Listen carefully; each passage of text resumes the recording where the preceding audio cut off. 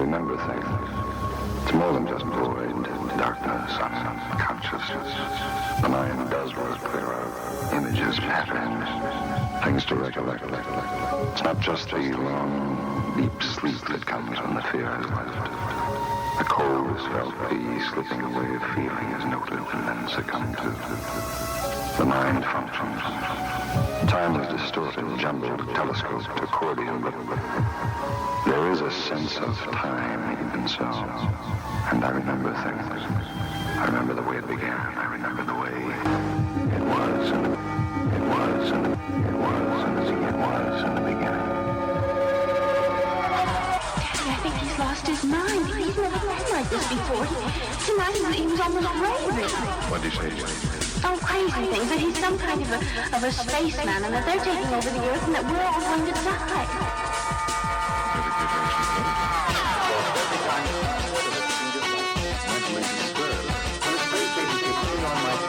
Don't listen to me. They told me to keep in mind the scientific and Remember, Quincy, this isn't the real thing now. This is the real thing. This is the real thing now. That's good. I like that. I like that. Hey, everybody. Hey, it's your buddy Michael O'Toole. I'm here for the Experimentally Ill podcast. It's episode 113, and it's September 30th, 2023, allegedly. And you can find us on experimentally'ill.com and wherever you get podcasts, Apple Podcasts, Spotify. And here we are. Here I am, anyway, in the New England area, talking to my artist and entertainer friends. And here we have the illustrious co-conspirator, filmmaker, actor, Lawrence Hollie from California is on the phone with me today, and we're celebrating, commemorating the debut, the premiere of our Experimentally Ill television effort produced through Cambridge Community Television. It just premiered September 28th, and that was sort of gestating. I think we figured out the past 5 months or so. We produced it through the summer, so sort of this experimental variety show. I'm hosting it. We did various, I shot green screen experiments with our friend, the artist D.L. Polanski was with me, and then Lawrence was editing the show, and we presented, have many short films of ours from the past and our friends' work from the past, and very exciting. Good times. Yeah.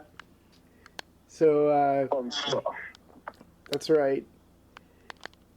Public access, everybody. We were talking about public access television, and it was fun to, you can go to cctvcambridge.org, and the show is on Channel 8 right now, every Thursday, 8 p.m. Eastern Standard Time. And it streams on the website.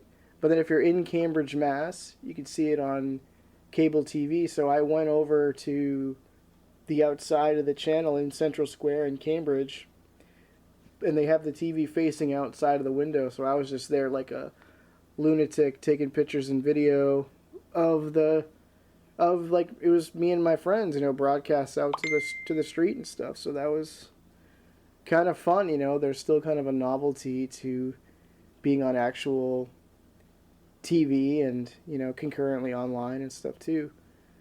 And like we were talking about using the cable access TV medium in in a sort of a different way than you could traditional TV, I guess, right? Like sort of experimenting with it and playing with it, and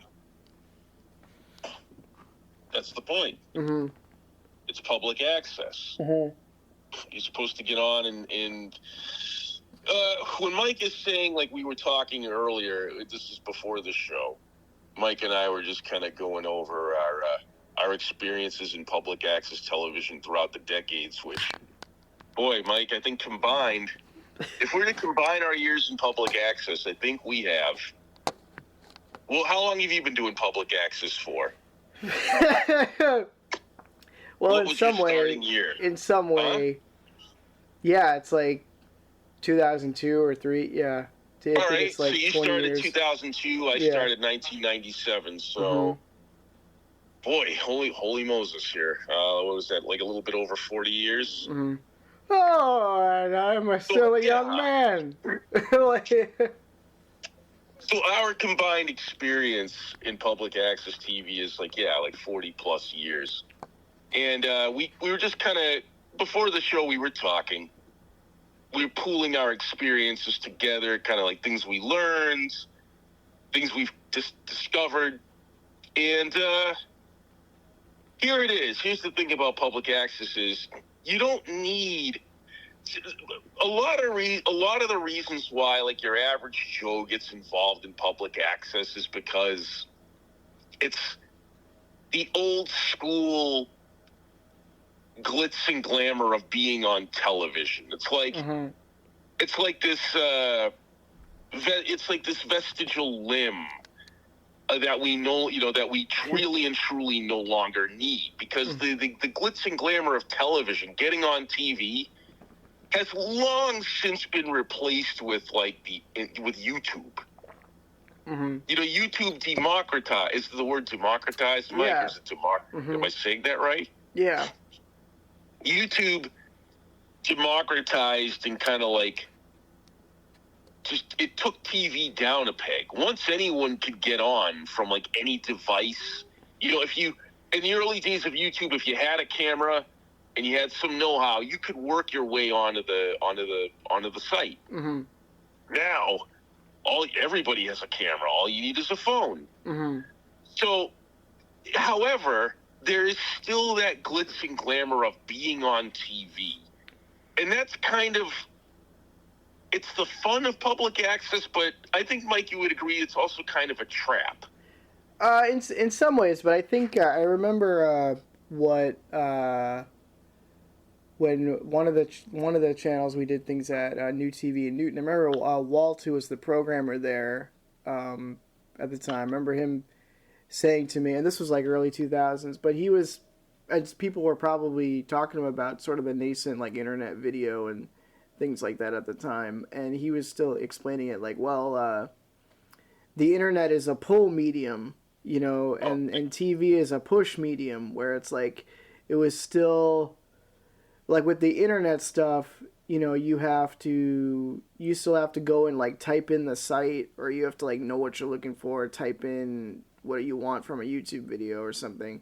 But with TV, there's still that idea of like, if you just have that particular channel that's, pouring stuff out of it, there's still like the idea that you could like stumble upon, something just on the channel. And I think that still is true to a degree. I think it's less so now with the internet, because like we were talking about earlier, like back then you didn't hear so much about it, but like now all the time they're always talking about the algorithm and stuff, which is like, everything is trying to be like personalized to you, the user or the viewer, where it's like, if you type in so many like similar things, like you try to set the algorithm, you just like, it's whatever the most common like 5 things you type in to like a search, say in like YouTube, all of a sudden those type of videos keep getting fed like back to you, and it's just whatever way to keep you in particular in your interests, like keep you on that site longer. So I think you'll stay on and see the advertisements more. I think that's more like what it is. So it's even, internet stuff is even a little more passive now maybe than what it was. Like once you start using it, you might search for less things because you're like, oh, I already like this. The algorithm, the AI knows what I like already, and Yeah. But I think there still is a little bit of that. It's kind of exciting when you're making sort of like a weird, like a film or something that's like outside the box. That I feel like that's always kind of like what we were trying to do. What was exciting, like you always had the story of, you had gotten when you did your show Random Acts, which had sort of like experimental stuff in it and like different skits and things, and was trying to do something different with Access. And then we ran into the guy at the front desk at the Improv Boston Comedy Theater, and he was saying, "Oh, we saw you on there because we had like shitty cable or something," or there was the time when you got it onto the local origination like channel at CN8, so like more people were able to see it or something. Just the idea of like sort of the, I don't know, stoner college kids who like, yeah, they had shitty cables, so they just, if you stumble upon something weird on the Access channel that you wouldn't be able to see otherwise, that's kind of a good utilization of like the medium. But not everyone's going to do that, but that's sort of like the whole point of it, I guess, is to try to do something unique with it if you can. Yeah. I mean, it doesn't, what I meant was by Access can be a trap is just that I think people, some folks tend to get on it, and then it's a means to an end, but it becomes an end. Yeah, it's like, well, we must be successful. We're on TV, but it's like sort of it's a closed we made loop. all this effort just to get here. And we're good, okay, and then it's just they don't. It becomes stagnant. It's just like maybe they just do the bog standard talk show. You know what I mean? Mm-hmm. And maybe that's what they want to do. Mm-hmm. And maybe they don't really care about a big audience. I'm just saying it's like, if you've got grander ambitions, Access, as you and I discovered, if you've got grander ambitions, wow, listen to me, man. Let me try that one more time.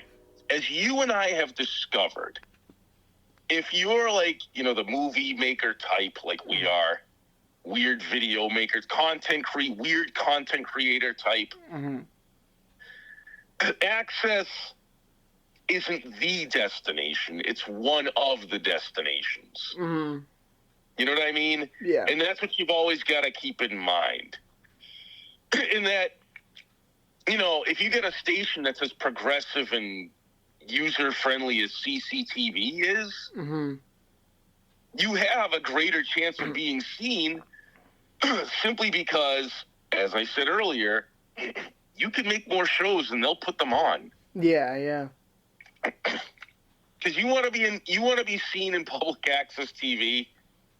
You gotta do saturation bombing. Yeah, like because I found like there's that's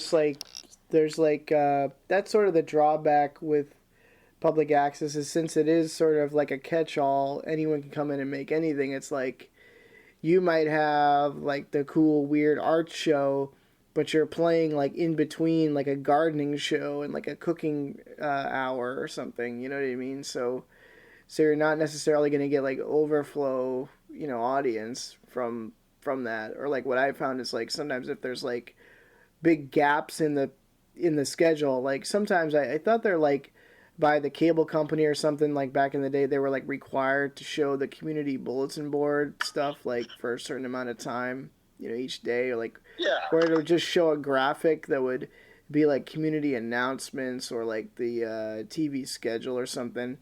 But sometimes there'll be like big gaps where there aren't any shows at all. So I think it's like hard to, or like there's no incentive to do like an advertisement or there's no requirement at least to do like advertisements for the shows. So sometimes it's just hard to find the interesting stuff that is there if you know where to look. So you have to kind of do your own publicity stunts or something. You have to like. Public access TV is very much a DIY thing. Yeah. And that's kind of the fun of it, in that like you are 100% responsible in crafting your little media empire and making it into something. Mm-hmm.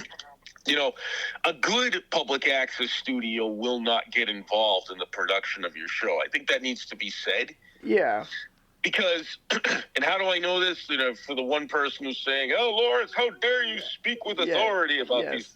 Well, I can, because I worked at like 5 public access channels in the past. 2 of them in managerial positions. And, I have the scoop from the inside.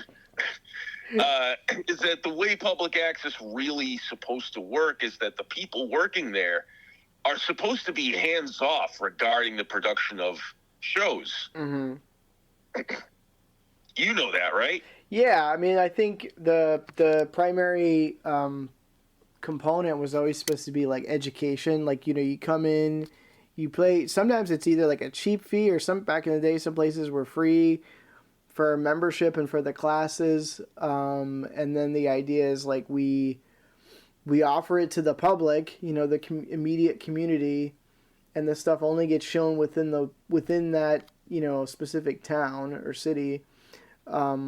But we offer like education, like come and like use the equipment and kind of teach each other, teach your crew then how to use the equipment, or everybody gets like certified to use it.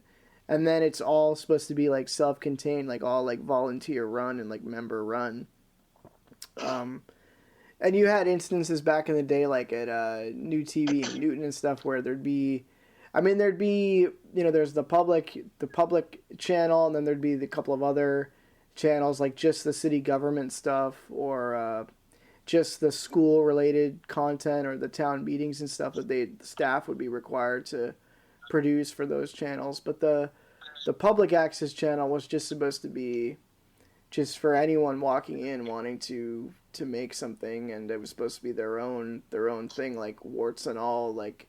And yeah, staff wasn't really supposed to be involved, but sometimes you'd get instances where there'd be like either folks who were quote unquote like well connected in the town, or they were like older, or they were kind of like legacy figures. They'd have like a legacy show that was going on so long that like the staff would just find it easier to just help them produce their show, because that's just like the way it was or something. But that's really not what it was supposed to be all about. No.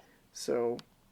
No, but that's the trap that a lot of public access studios fall into. Yeah. Is that they just, I don't know if it's laziness or they're fearing for their jobs. Yeah. I've always looked at it. It laziness almost seems counterproductive, because it takes work to make that person show. Yeah. But it's a type of laziness. It's like, because, what I would always try to tell a public access staff that I worked with, the ones that were running around crazy making the shows for people, what I would tell them is, look, all you got to do is teach this person how to make the show. Like, make that's what it's supposed to be. You make it, if they're coming in and they're saying, I have an idea, the immediate response is, all right, well, we have production classes. Now, the rebuttal to that is, yes, Lawrence, but the woman who came in is like a 70-year-old grandmother. And that's what happens a lot of time. You get, for some reason, public access TV really draws in the elderly. It's like their second career, where they'll be a TV star or something, right? Like if you got a population of like 1,000 olds that are like, from like 65 to 80, or 80, screw it, Seymour Ziskin was 90, so maybe hey, that's Seymour Allen Ziskin. 65 to 85. Like, if you get a population of 1,000 of those people, it always stands to reason that 3 of them put 2 and 2 together. That weird TV channel showing the bulletin board allows you to make shows. Yeah. I'm old. I'm kind of alone with nothing much to do. And yeah, I'm retired. And yet I've got what I feel to say is important, even though it's about like I don't know what a website is, so I have to I feel my mowing the lawn show will be the most important thing ever made. God bless you if that's what you think. Well, and you'd have to be available during the day because a lot of the channels have like really limited hours after. All right, but then that elderly person goes down to the channel, and the thing is a lot of them have aged out of like having courage to learn modern technology. Yeah. Remember that one chick, the 80, like probably like late 70-year-old chick who came into my channel and she goes, "What's a website?" Yeah, yeah. Like not even like the internet or like not what's an iPhone, what's a website? Yeah, yeah. So how is this person going to grasp? So here's how you record with the camera. You hit record. Yeah. And here's how you use Final Cut Pro. They're not going to know that. Yeah. But that's the problem. So how do you... That becomes the problem. When you got those type of people who are just technophobes or they're old and they've kind of aged out of wanting to learn. How do you get those people to become hands-on with their program? Well, you reach out to other community members. Mm-hmm. You reach out to other people coming into the channel who make shows, and you ask them, you say, "Hey, would you mind running the camera for this woman?" Mm-hmm. Or editing for this woman, and you help that new producer assemble a crew of people. You follow what I mean? Yeah, yeah. They used to have like the crew call sheets, or they should have that or something. Yeah. Yeah, you have crew call sheets. What I used to do is I'd hit up the colleges. Yeah, yeah. And there was always one person at a college who just like you make it an accredited course. Like if they come in and they help old Aunt Irma make her show, mm-hmm. they can get 10 credits. Mm-hmm. And now, Mike, don't get me wrong, you get a lot of real college deadbeats coming in sometimes, right? Like people who are just there to do the time and then leave. They'll just do the most basic. It's vaguely creative, so I'm sure you can just be lazy with it, right? You can just throw something together. It's just not. There aren't. Normally in Access, there's just not a whole hell of a lot. There's not a whole hell of a lot going on. Mm-hmm. So a lot of these interns would come in, and you'd have to give them bullshit tasks. I would put them through the paces. I'd be like, "All right, today you're going to learn Final Cut Pro. Mm-hmm. You're not just going to come in here and be on your iPhone." Or back then it was BlackBerry. We had this one chick who would come in. She'd come in like nails done, hair done, like dressed to the nines, like she's going to the mall in 1985. Yeah. And it's like, you're here to like learn about TV, right? Like, and she would come in, and she was one of those people who I call an I guesser. Yeah. Like everything you said to her, she'd say, "I guess." Like, you want to learn how to do, all right, today you're going to learn how to do cameras. You ready for that? I guess. So you have an idea of like what you want to do for like maybe your final project here? I guess. Like everything was I guess or okay, I guess, okay.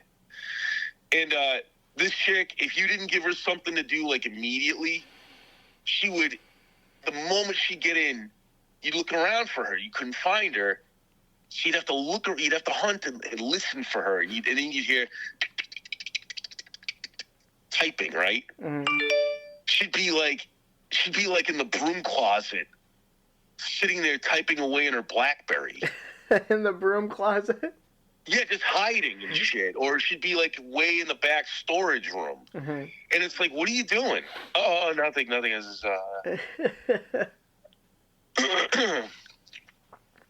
But then, like, so you really, sometimes you get, but then you get the opposite end of the opposite end of the telescope. Then you get, as we were talking about, the hotshot intern. Yeah. The filmmaker, the film student intern. You know, The they arrogant asshole guy. They know all about camera lenses. Yeah. They know all about the red camera and the black magic. And then, like, they'll show you what they did for their project, and it's always some lame time-lapse video of, like, a flower growing. Yeah. It's like the Boston skyline with music on it.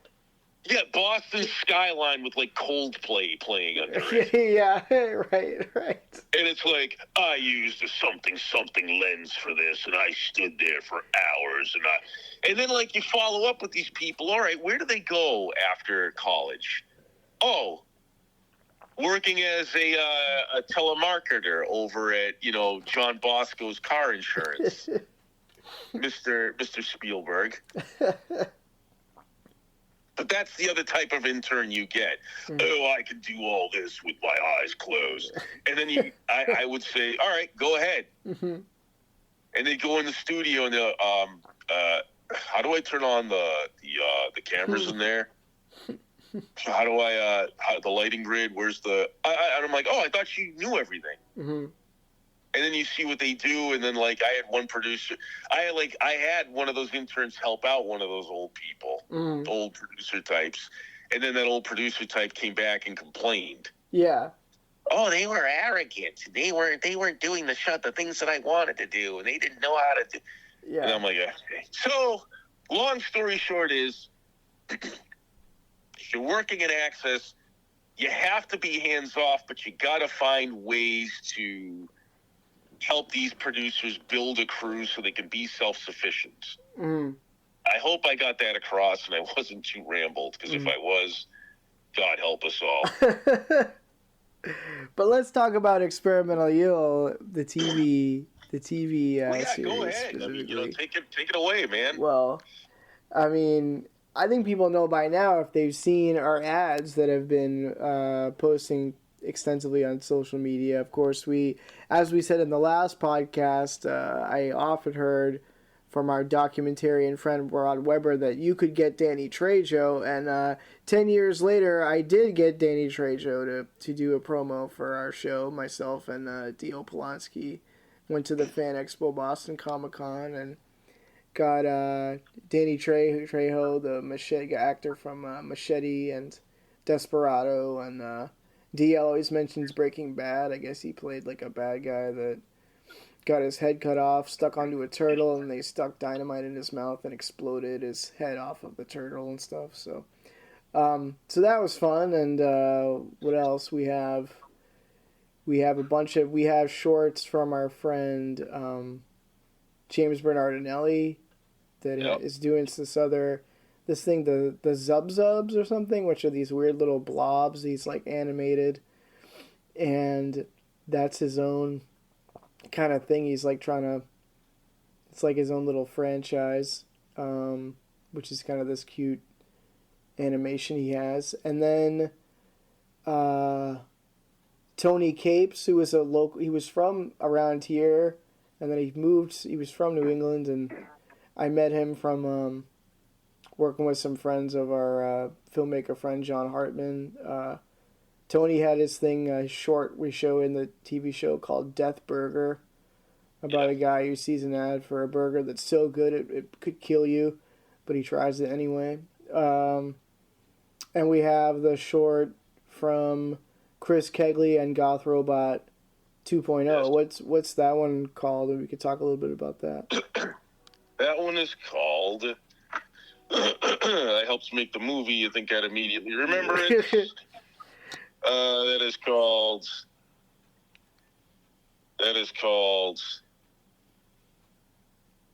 Signs and Portents? Is that the word? Signs and Portents, Mike. Yeah. Signs and Portents. What does portents mean? Fill the space, Mike. Talk. Well, anyway, I like that movie. It has... it's where the musician, the Lone Ranger of Rock, Keg, who people might know from America's Got Talent, he's in it, and he encounters his friend, Goth Robot 2.0, who's a real, sentient robot, and he's sort of foretelling it's Keg retelling the story that Goth Robot has told him, like sort of this like prophecy of the end of the world or something. It's sort of this like surreal kind of prophecy. Yeah. And it's funny. It has like some cool visuals to it and stuff. So portent means a sign or warning that something especially momentous or calamitous is going to happen. Mm-hmm.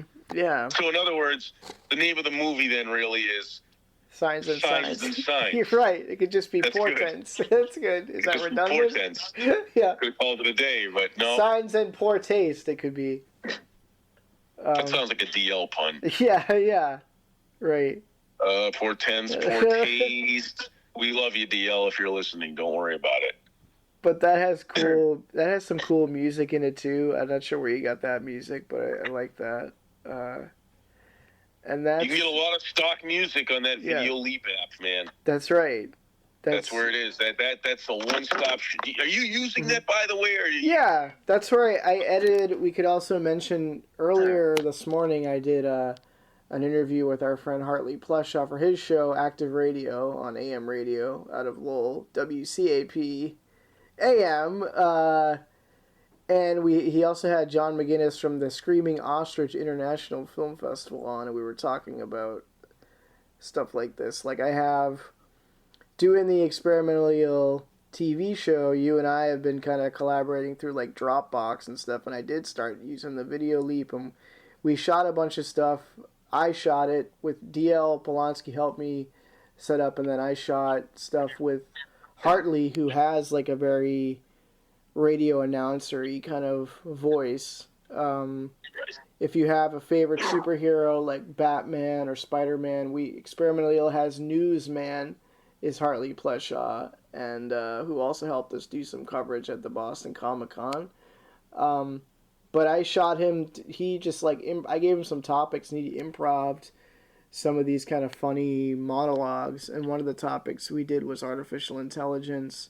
So for the purposes of the TV show originally, we shot him on green screen, so I sort of keyed in like a matrixy kind of computer code like background, and then I used there's this guy who makes really cool royalty-free music called Infraction that you could find on YouTube, and I grabbed some of that. I think the name of that track was like Attack or something. And it's a sort of ominous like music as Hartley does a monologue about, the implications and the anxieties about AI and stuff, which is like a hot topic right now. And then I cut in like B-roll of, we have John Hartman from Real Groovy Films, our friend who we met when we did the Experimental Eel Film Festival years ago, and we worked on some of his like Grindhouse movies and stuff. We had he built this costume kind of, and he had his Goth Robot, which was like a trash can standing lamp thing. And then later on there became Goth Robot 2.0, which was a more streamlined version. This is going like way off the plantation, as they say. Mm-hmm. This is a lot of explanation, Mike. We want to hear, what was it like? And I don't mean to cut you off. So that's going to be anyway, we made that video. That's going to be in the Screaming Ostrich International Film Festival in October. But what about your show, the debut of it? Like, all roads led to September 28th, 2023. That's right. For a month, I had booked out. We had them when the show was done, and I said, give us a month to do promotions, and I tried to get. I wasn't as successful this time out getting as many like newspaper articles and stuff that I wanted. We did put a press release out, and so I was just trying to sort of spin straw into gold on my own, and just I made a couple of advertisements, video like ads. We had John Hartman had kind of invited like DL and I back to go to the open screen show at the Coolidge Corner Theater, and we saw so many different movies. Anyone can go and show like anything under 10 minutes, and we got inspired to try to do the show. Yeah, I had the month to promote it. It was a lot of work to keep, I posted a lot on social media and I had like a group chat going. Yep. And yeah, I think it was cathartic, it was a catharsis to, I went down to, like, I don't live in Cambridge. We're going to try to get the show on into other towns, but I really like Cambridge, Central Square, and I really like CCTV, and every time I would post something on social media, like, about the impending debut of the show, they would, like, repost it on their social media channels and stuff, and that was cool, and I got a couple of, reactions from that and stuff, but, yeah, it's this catharsis when it comes out.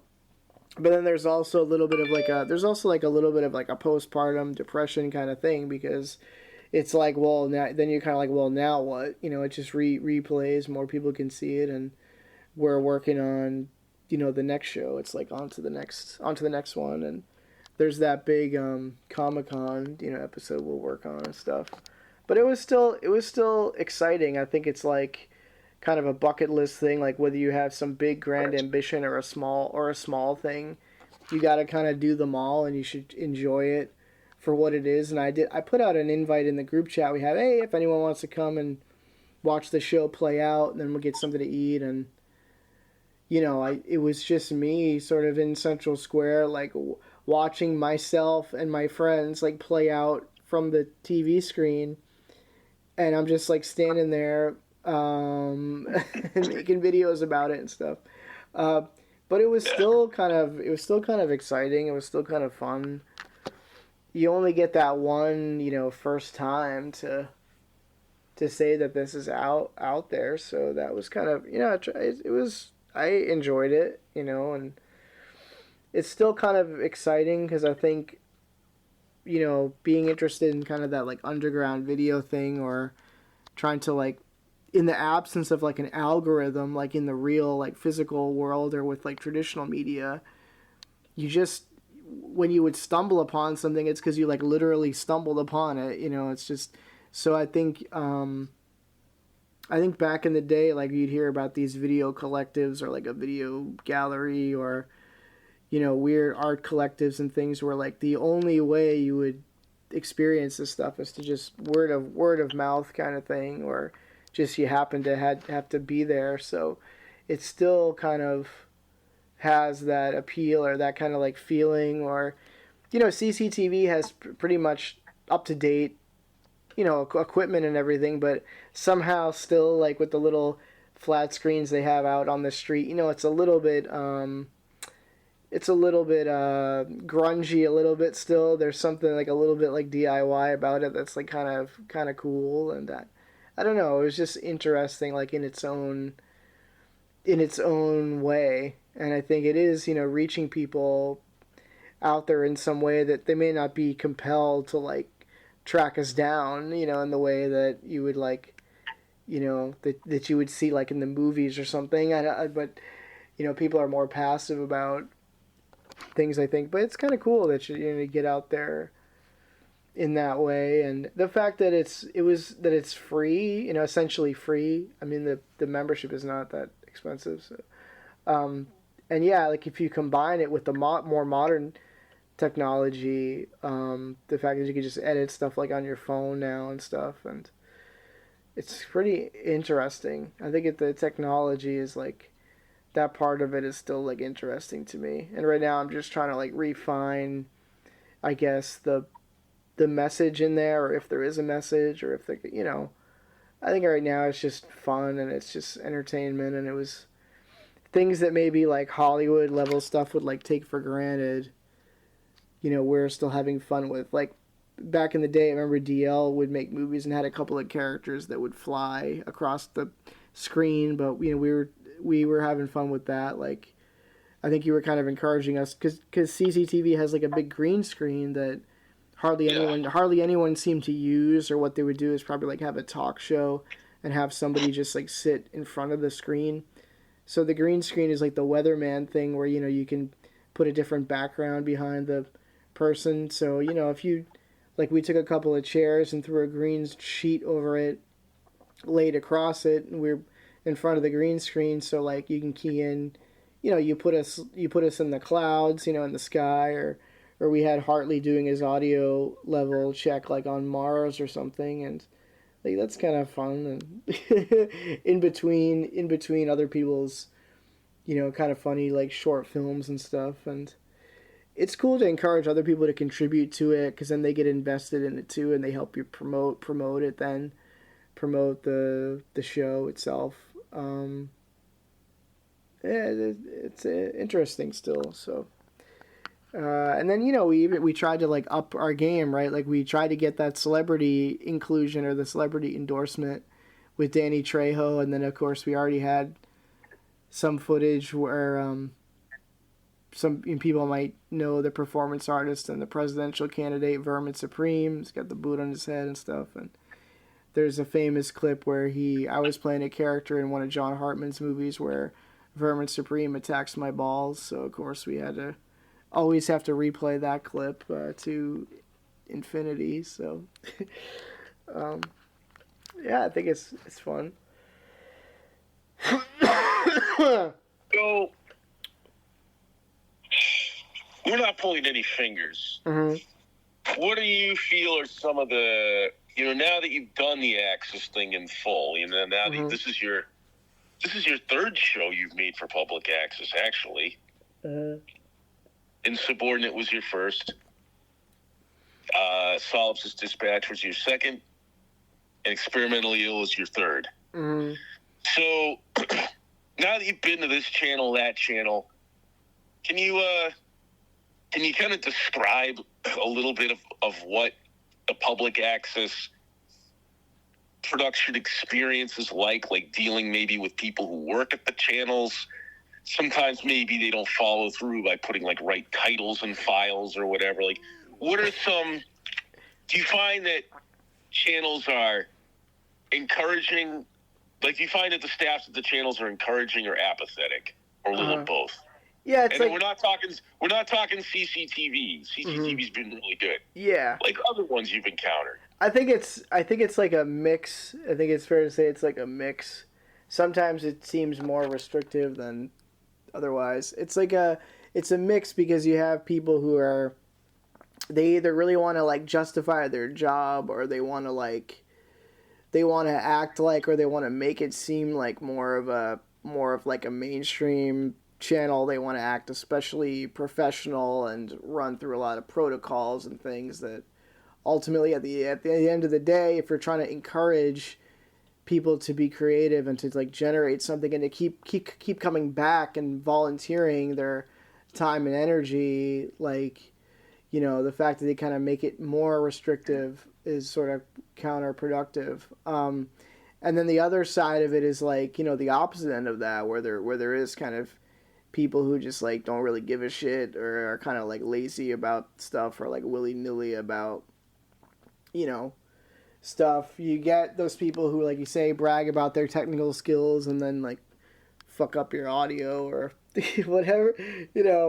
That's the cliche thing, right? Like the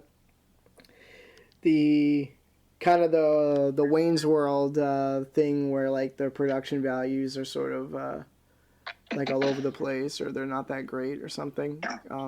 Wayne's World is cast such a large shadow over public access, and that's something that came out in the theaters like over 30 years ago. Which I like, because it always represented two like interests in my life, which was the public access stuff, and then I had, like, a lot of friends who were sort of like rock and roll, like, guys too, so it was kind of cool. I always liked it, but I don't know if it's as, like, well regarded or remembered by, like, other people. But I mean, other than that, who else did you have? The success stories of cable access in the mainstream. You had, the comedian Tom Green came out of Canada. He did a public access show there, and then he was on some other, like, maybe like a regional channel, and then eventually was on MTV. And I remember him talking about probably one of the reasons he got the job is because he already had such a backlog of like video footage, that they kind of could just repurpose, like how many people who already had that. So it's kind of the argument, like you say, keep the camera rolling and just keep generating stuff. And then more modern stuff, right? You had the comedian Zach Galifianakis who did the Between Two Ferns, which seemed to be was like a parody of public access. Yeah, that was a thing I think on like funnyordie.com or something that Will Ferrell has.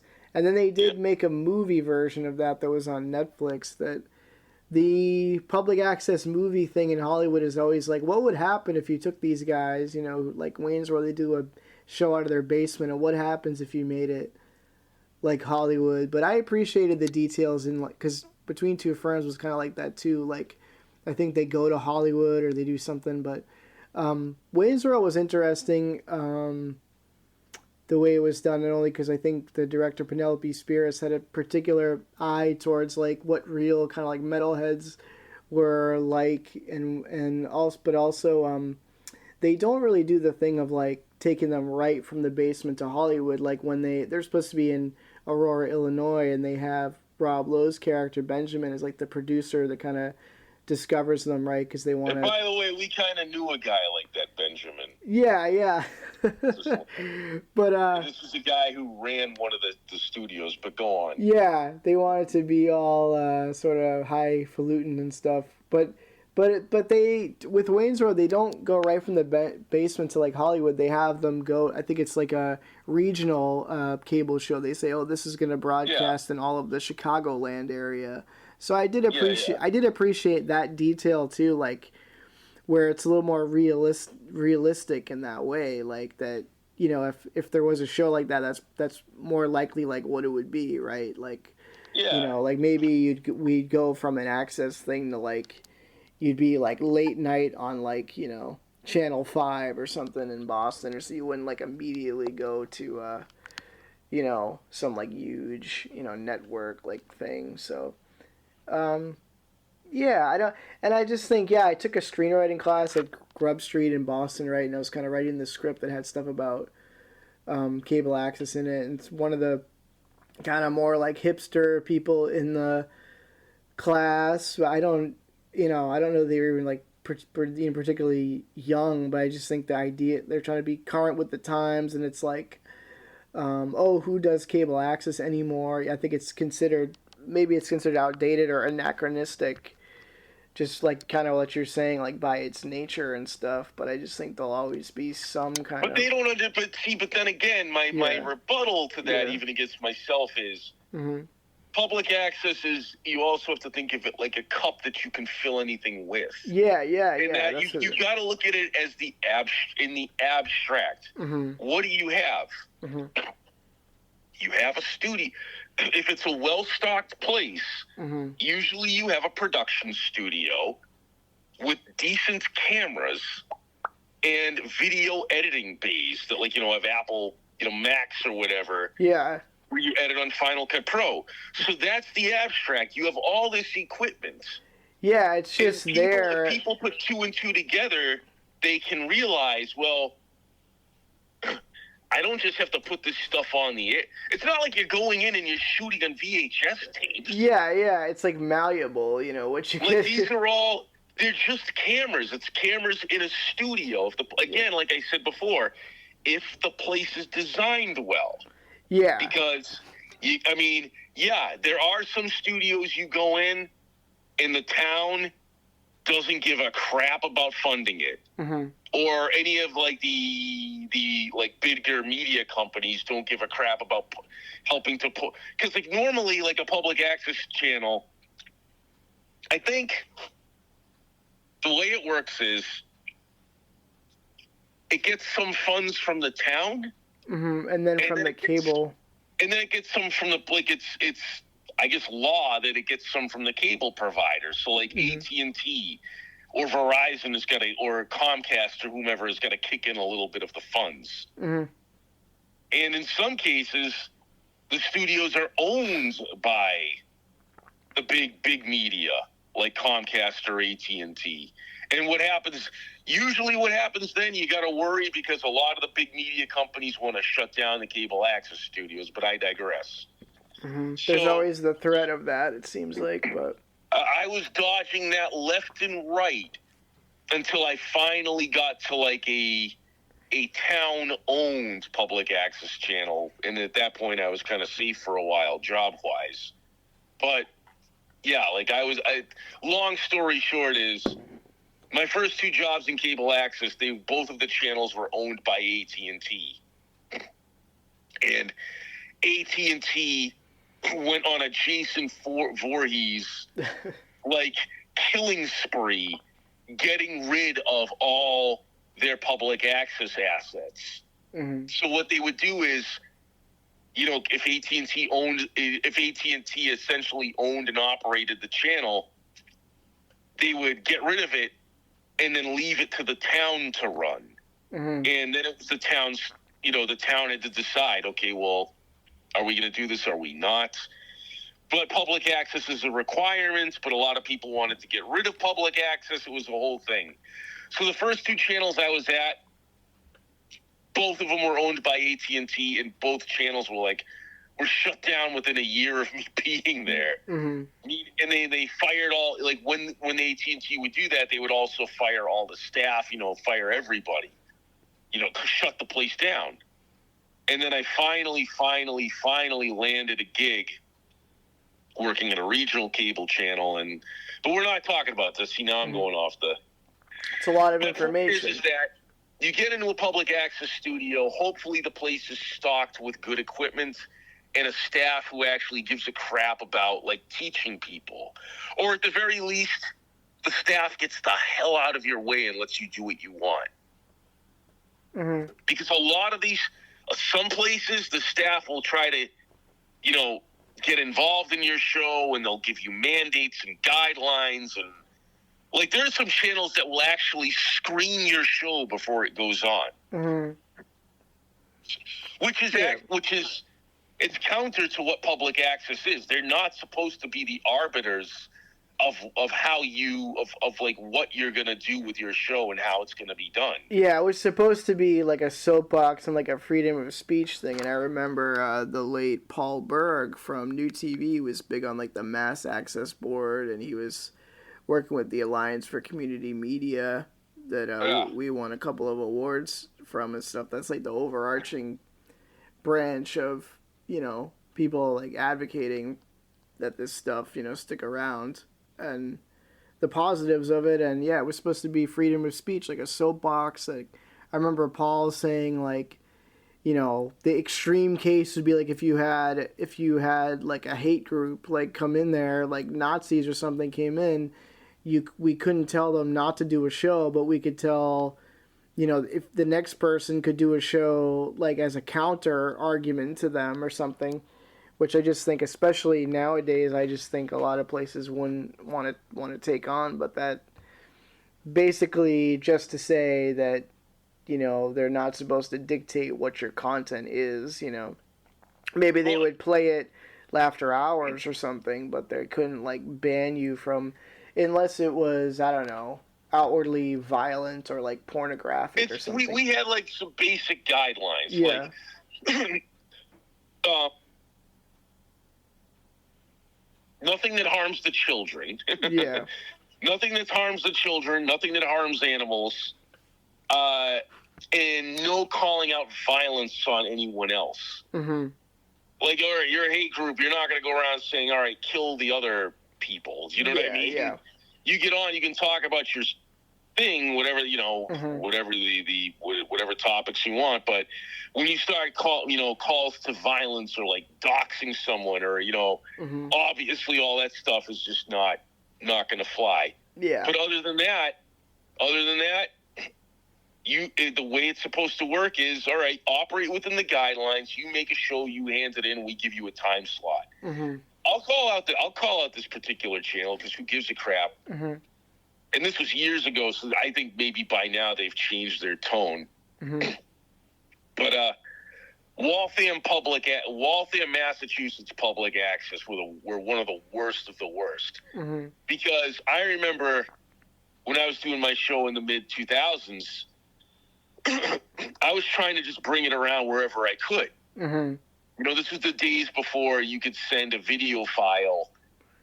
That's right. You had to, when they call it bicycling your tape, and it's like literally you're riding your bicycle around handing out tapes. Or your car, you know? I mean, I would literally go around with a stack of tapes in some cases. And back in those days, the channels played in different formats. So some channels might play U-matic 3/4 tapes. Other channels, even in the mid-aughts, were playing VHS still. Yeah. You know, other channels might be mini DV. That's right. Like public access specifically was like behind the times with the rest of the like industry, where it was like it was like 2005. It was a big deal that they were just going to all digital, like Final Cut Pro. Computer software had just been introduced. A lot of channels, like even the staffs, like I can tell you about one boss I had.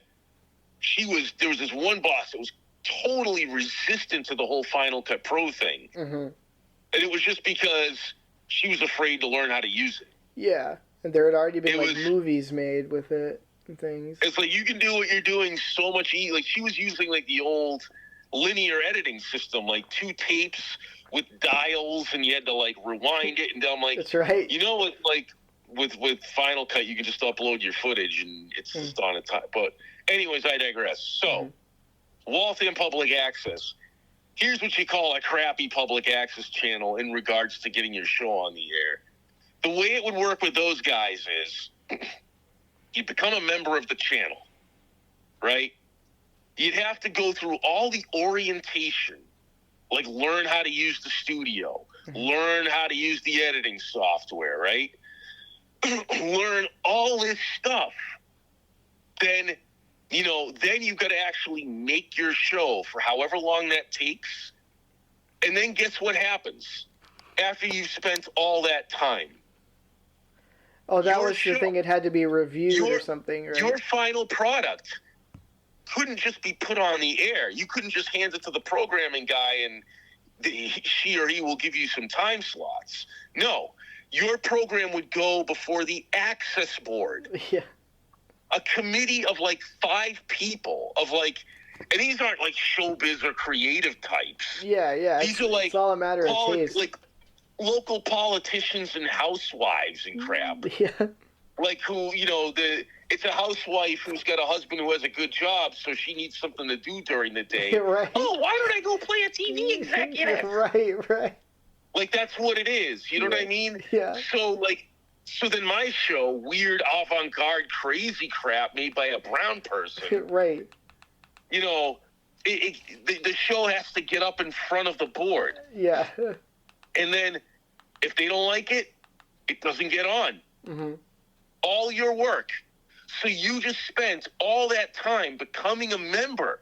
Like, you had to become a member. Mm-hmm. I think there was even a fee. Yeah. So, like it was 20, I don't know, like some places are cheap, some are expensive, but there was a fee at Waltham. Mm-hmm. So I had to not only go through the hoops, I already knew how to, produce shows, but I had to do their orientation anyway. Right. Yeah. And then when they came back to me and they said, "Oh, they don't approve of your show," I'm like, "Wait a minute, that's it?" Yeah. Yeah, that's it. I'm like, "All right, but this is what my show is." Yeah, it's like you already have episodes done, and it's like make something else. This is what I wanted. So I really, man, I was young and stupid and everything else. And I didn't realize about, if I just had my druthers, I would have just got up and walked. But this was in the day when I was still under the thrall of public access and all that it, offered, mm-hmm. right? I was a go-getter type with all of it and trying to get out to every channel possible. Mm-hmm. And so walking away was a little harder. Mm-hmm. Nowadays, I would have just, I'll just go on YouTube. Pardon my language. I was just go on YouTube. Screw you guys. You know what I mean? Yeah. Or I'll just go to the next, or I'll just screw all of you. I'll find the best public access channel with the largest reach, and I'll just go there. Yeah. You know what I mean? But what did Lawrence do? This was like 2006, 2005. I argued, man. Did he do an impassioned movie monologue about free speech? I went off, and then like the guy who was in charge, I can't say who it is because he's kind of a big wig in public access, and he ended up being okay. And last I saw of him, we were on good terms. But he was just like, "Hey, don't come in here talking to me like that." And I'm like, "All right." I'm like, I just realized it was a battle I couldn't win.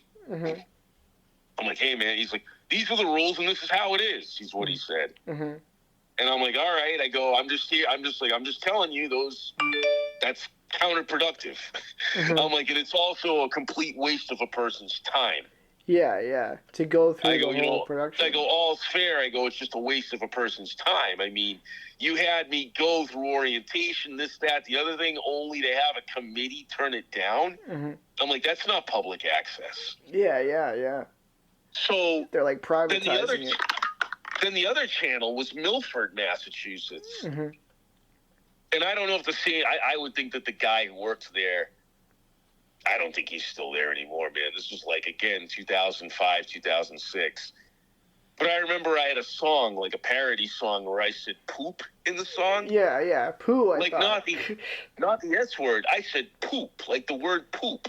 I thought you said, you didn't even say it was poo, I thought. P-O-O. Oh, poo. It was poo. Yeah, right. That's it. And he said he couldn't put the show on because people in the town would be offended by the word poo. Yeah, that's good. Yeah, actually, I think he said he put it on and then people complained. He goes, "Yeah, I got complaints about," and I go, "About what?" "Well, you said the word poo."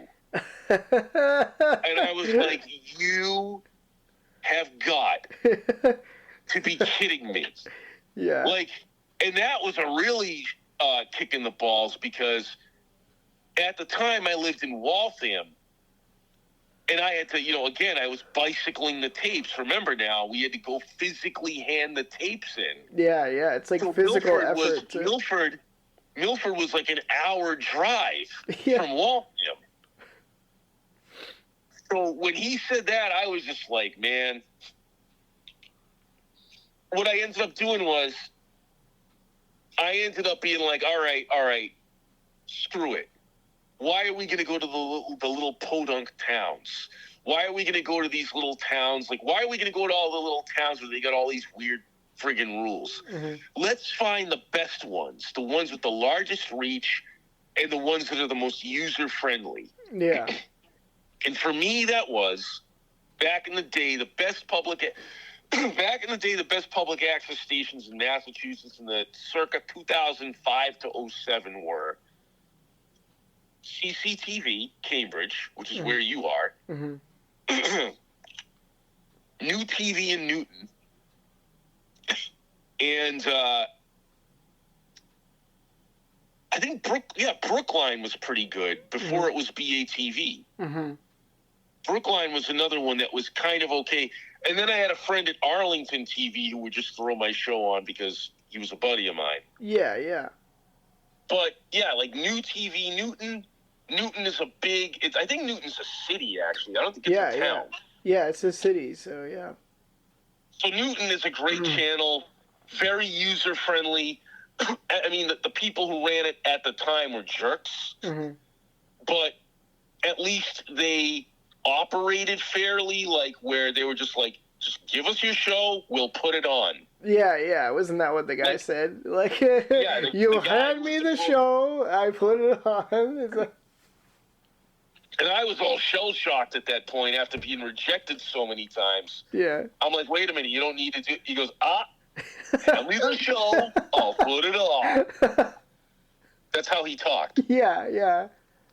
And I again, at the time, this was younger Lawrence who believed in gatekeepers and crap.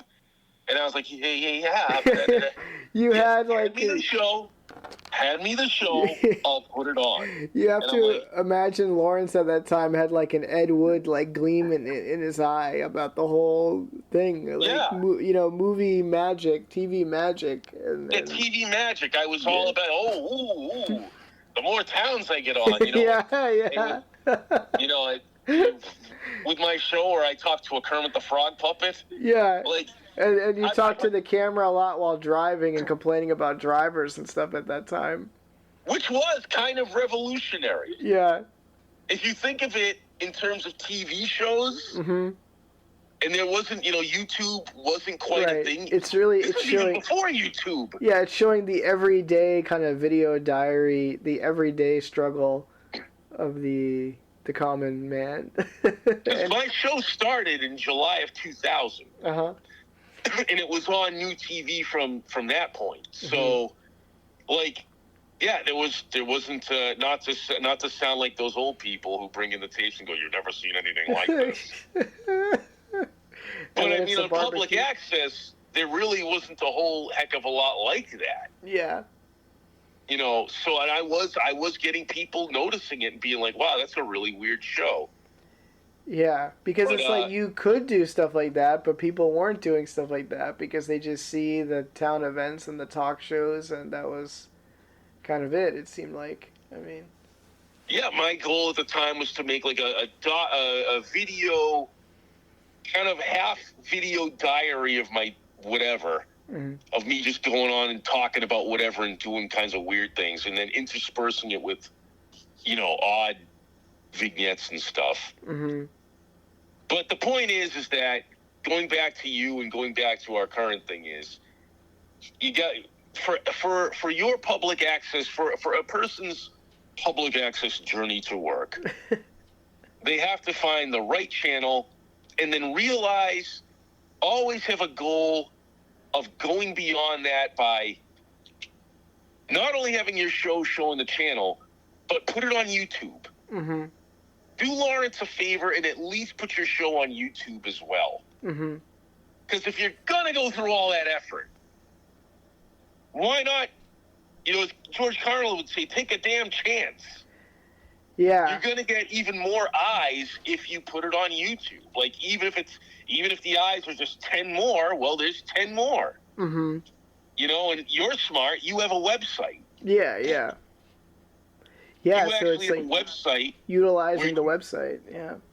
You have a website and a podcast. I mean, you're doing everything right. Yeah, we're trying to have, synergy between the podcast and the TV show in some sense, right? And trying to, so... Yeah. So at this point, for you going up would be, as we keep saying, as I keep telling you, or as I keep discussing with you. Yeah. Is your next move, make a movie. Mm-hmm. Yeah, I think make a narrative, make a short narrative work. Mm-hmm. And then build on that. Do you know what I mean? Mm-hmm. So, access, it's irrelevant if you don't know how to use it. Right. If you only stop at going into the channel with your hand on your arm and saying to the staff, so you guys make TV shows here? Can I make a show? And then you go as far as only making a talk show. You're not thinking fourth dimensionally with it. You have to be non-linear about it. But you're scared of the equipment, so you ask the staff if they can do it. And the staff will probably do it because they're scared and they want to justify their jobs. Mm-hmm. So they'll do it and they'll half-ass it. They'll run your cameras, they'll run the board, they'll put a stupid little title on your show. You're probably only going to go so far as to make a talk show. And then you're not even going to, bother putting it on YouTube.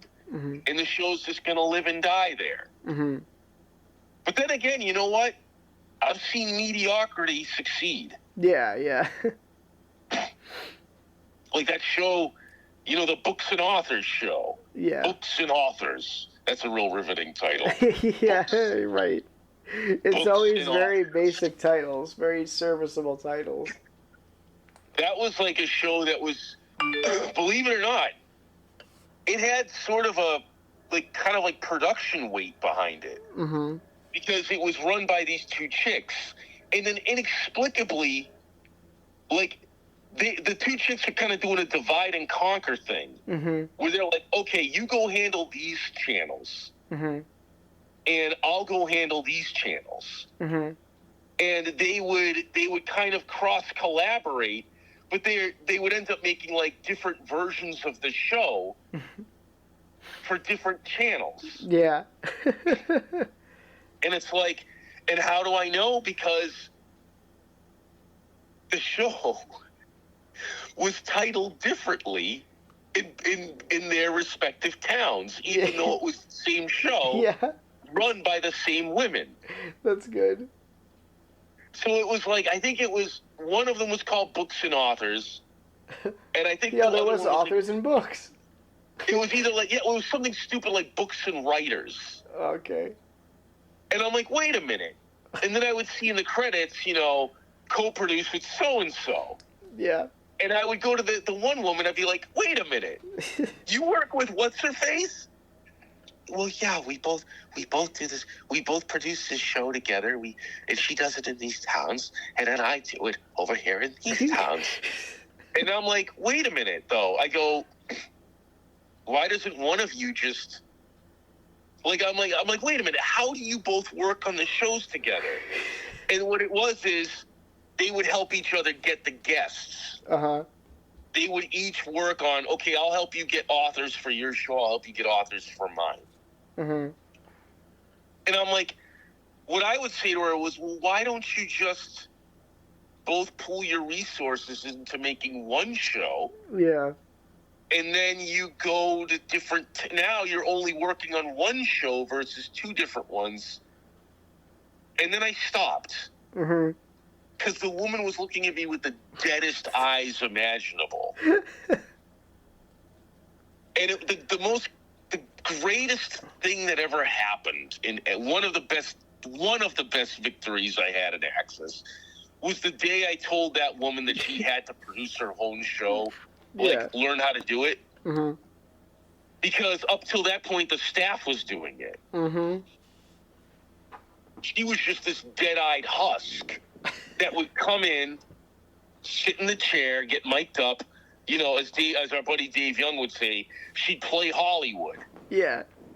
She'd play Hollywood, come in, expect to be mic'd up, have the lights all done for her. I like the ones who spend like an inordinate amount of time on their hair and makeup, like when they get there to the thing. Yeah, she was over there in the bathroom spending time in hair and makeup, and then come in the room, welcome to Books and Authors. Like totally dry and dead. So one of the big victories was the day that I finally said, you've got to staff your own show.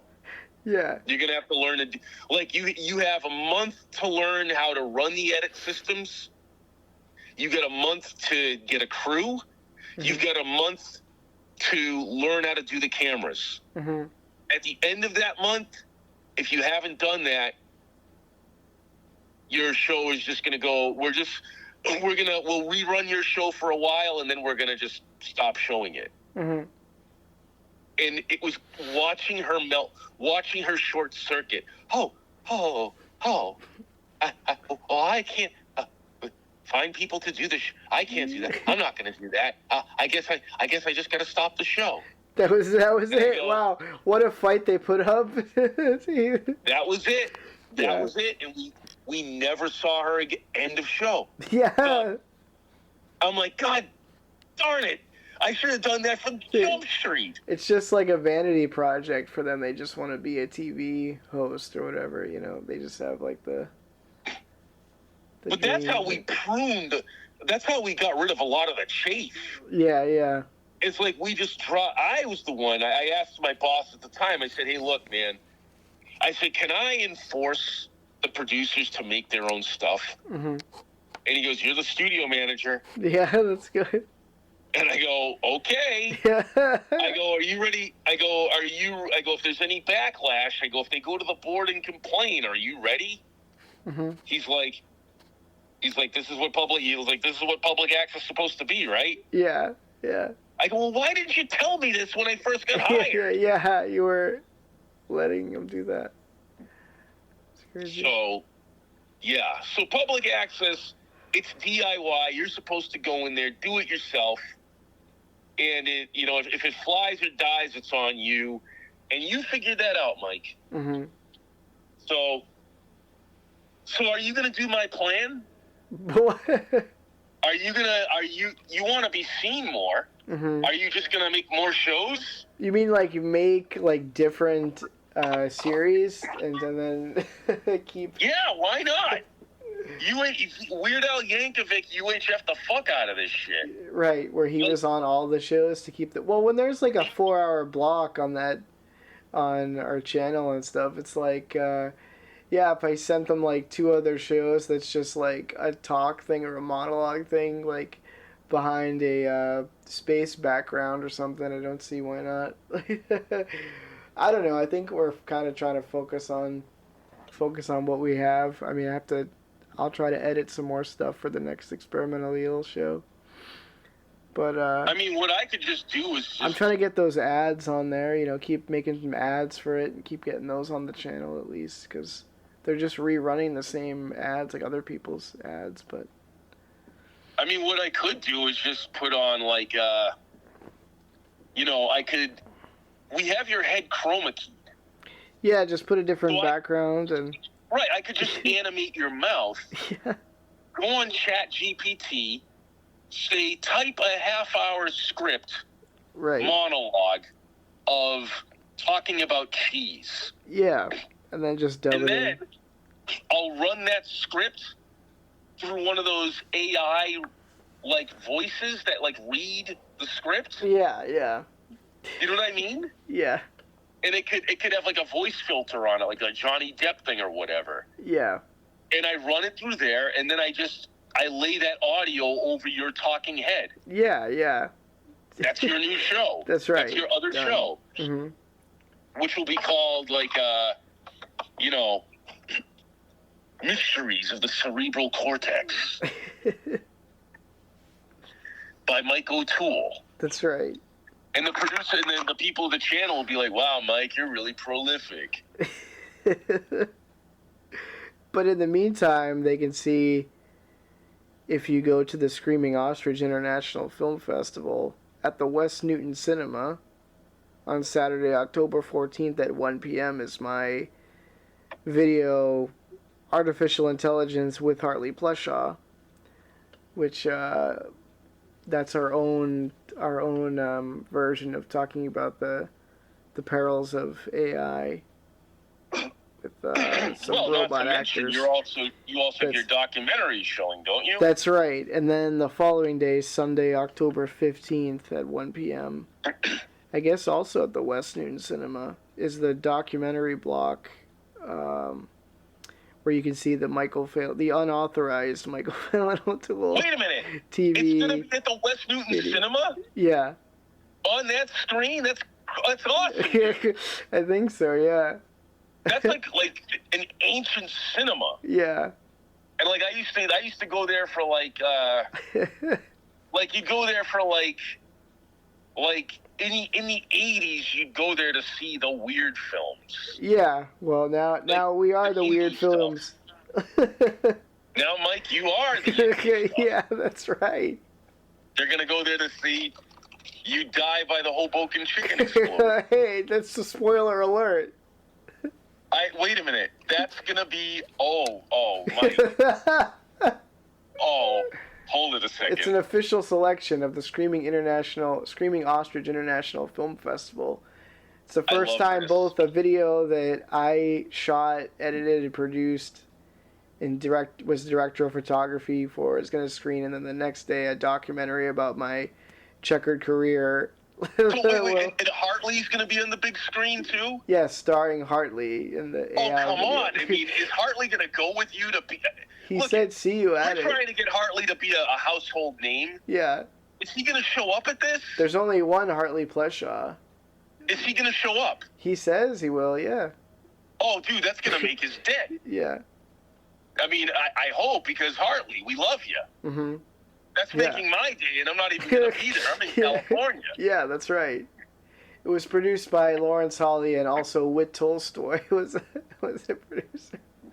Whit Tolstoy Productions. There's been a few different versions of this particular documentary, but I was motivated also to not only the open screen, but like you say, Mike did an about face after I saw my own checkered career flash before my eyes, and I said, it'd be good if this guy went and like made more of his own films. I was like, oh, didn't I want to do more of that? So then I had to actually go and shoot more of them, so that it could be included later on in the next edit of the documentary.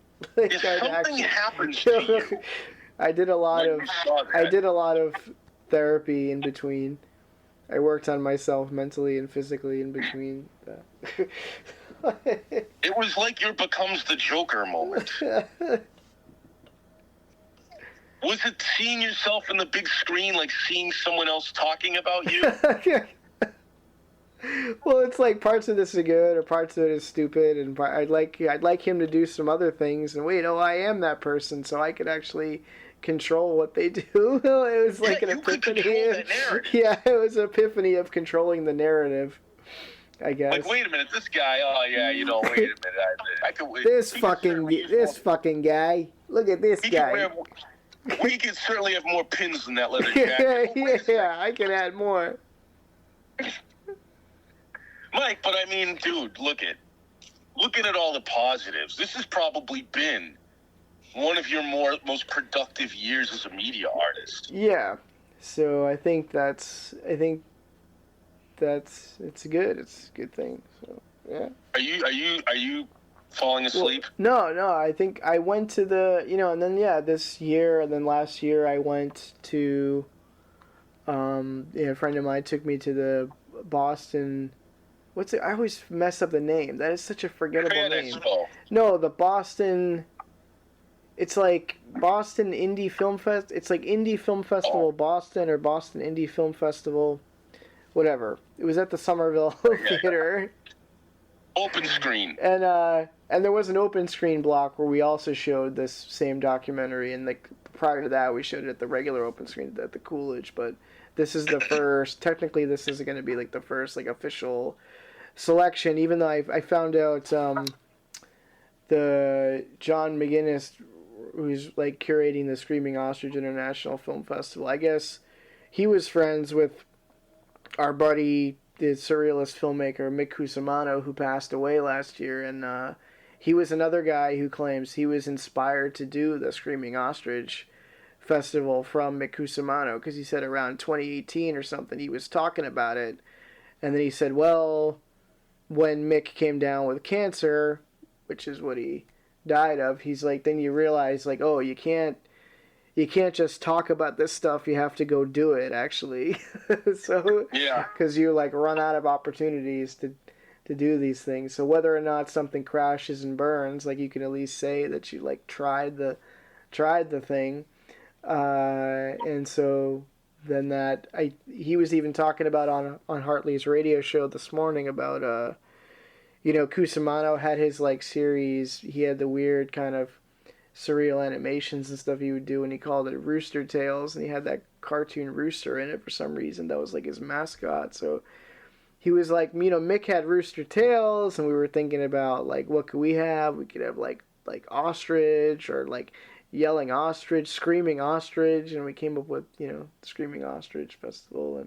And he said the reason why he picked like me and like Hartley's thing for the festival is because apparently we're like the kind of like the spiritual successors of the Cusimano, kind of like the oeuvre, right? Like you're the heir apparent. And we're part of the family or something. So, yeah.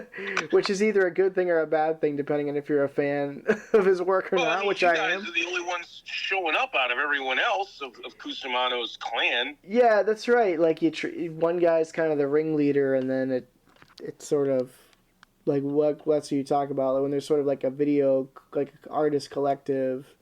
Like, I was trying to have Experimental ILL or like the Experimentals, like John Waters had the Dreamlanders, or his like crew of people.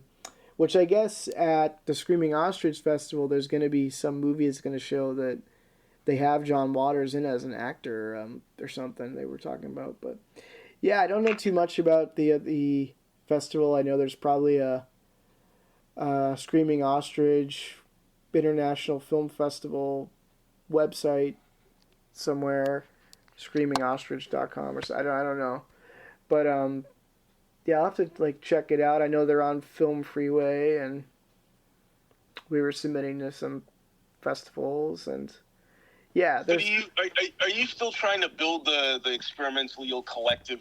Are you still trying to build that out? it's like a loose collective, you know, like John Hartman keeps like coming back, and it was just like a name for those like group of guys. Like it was like you and me, and then we had, you know, we had entertainer Quincy Briscoe was always with us, who did a lot of public access TV stuff and hosted the Golden Sounds rock show and stuff. And Mick Cusimano was like his own thing, but you know, like John Hartman keeps coming back, and I got to kind of direct John Hartman. He did a green screen thing where he was flying around.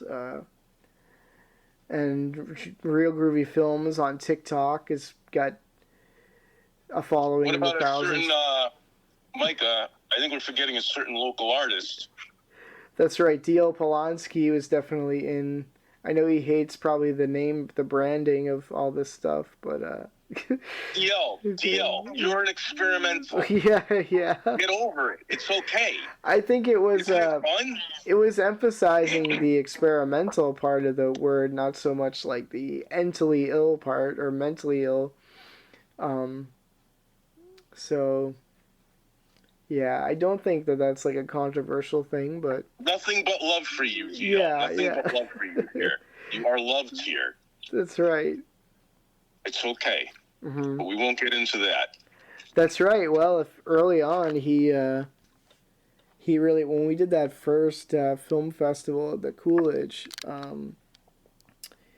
he really was like a pillar of the first experimental ill festival at the Coolidge, because we didn't have as many short films, and we had the 2-hour block, and we showed some of his like longer films, like almost feature length. Like I think he had like a 45-minute long movie. I think like you and I were in those movies. Disease Called Man. Yeah. Disease Called Man and Murder, Money, and a Dog. Mm-hmm. Yeah. So, you know, it's and then it's of fun. course, as we know, we spun off the Experimentally Ill Film Festival to do the Nonviolent Anarchy Film Festival. That's featuring right. D.L. Polanski. That was the DL centric festival. Right. So he was between 2008 to 2009. Mm-hmm. Maybe even 2012 maybe. Mm-hmm. He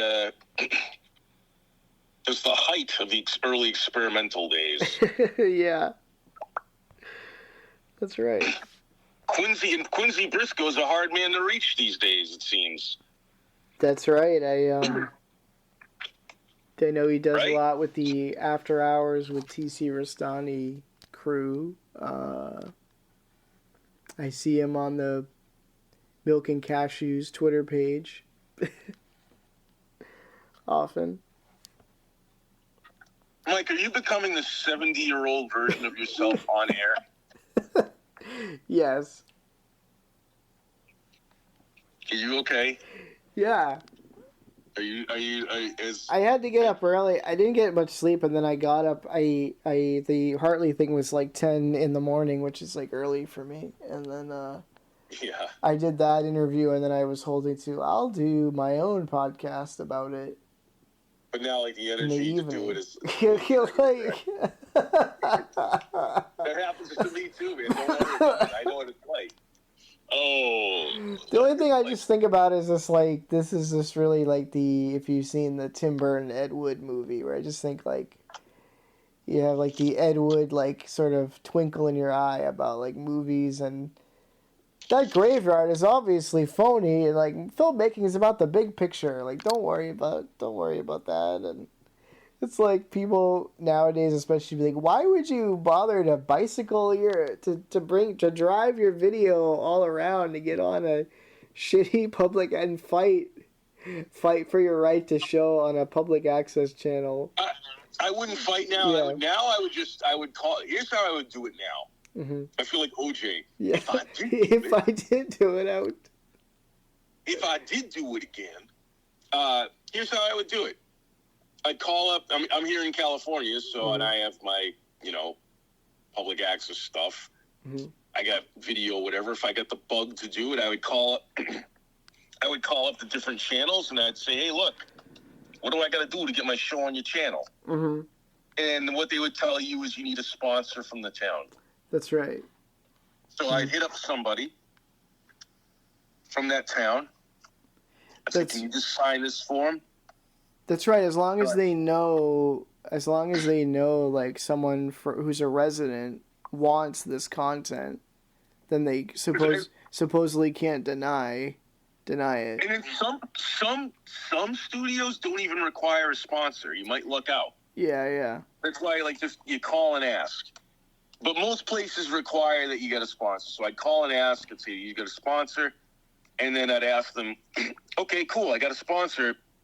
Can you accept files by Dropbox? Mm-hmm. And that would be the key. Mm-hmm. If they said, yep, I would just send it right from my phone. Mm-hmm. That'd be it. And whether they show it or not, it's not that big a deal. Mm-hmm. My next one, if you don't like the first experimental ILL TV episode, my next one will be better. And I'll get it on in other towns. You know what? For crafts and giggles, I'm going to call different public Massachusetts access channels next week. Yeah. And I'm just going to see. I'm going to see if the old norms, if the old ways have stuck, or if they got some new blood in there that couldn't care less. Mm-hmm. Because, if you think about it, the people from my era, most of them were older than I was. Yeah. And I'm going to be 50. So they're probably dead. We're in a nursing home. Yeah, so the people who ran the channels back then are either maybe retiring now. Yeah, or retired. Like, a lot of the CCTV people we knew, retired, legacy people. Let's look at new TV online here. Let's see if, keep talking here. Let's see if new TV, let's see if that has the same staff. New TV, television station, right? Yeah, there's a right? staff turnaround every 5 years, it seems like. Now, we both know that Richard's probably going to be there, but let's see, our facility. It doesn't say anything about the staff. Hold on. Don't they usually have a staff section on this darn thing? Yeah, somewhere, right. Maybe they're all maybe it is all the former people and they all look horrifically. hey, we're recording this. No.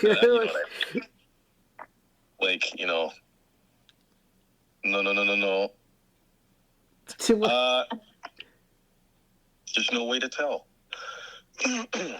I know that I think our friends Tamara Green runs, I think Winchester Access now. She found her way back into the Access world. As many do.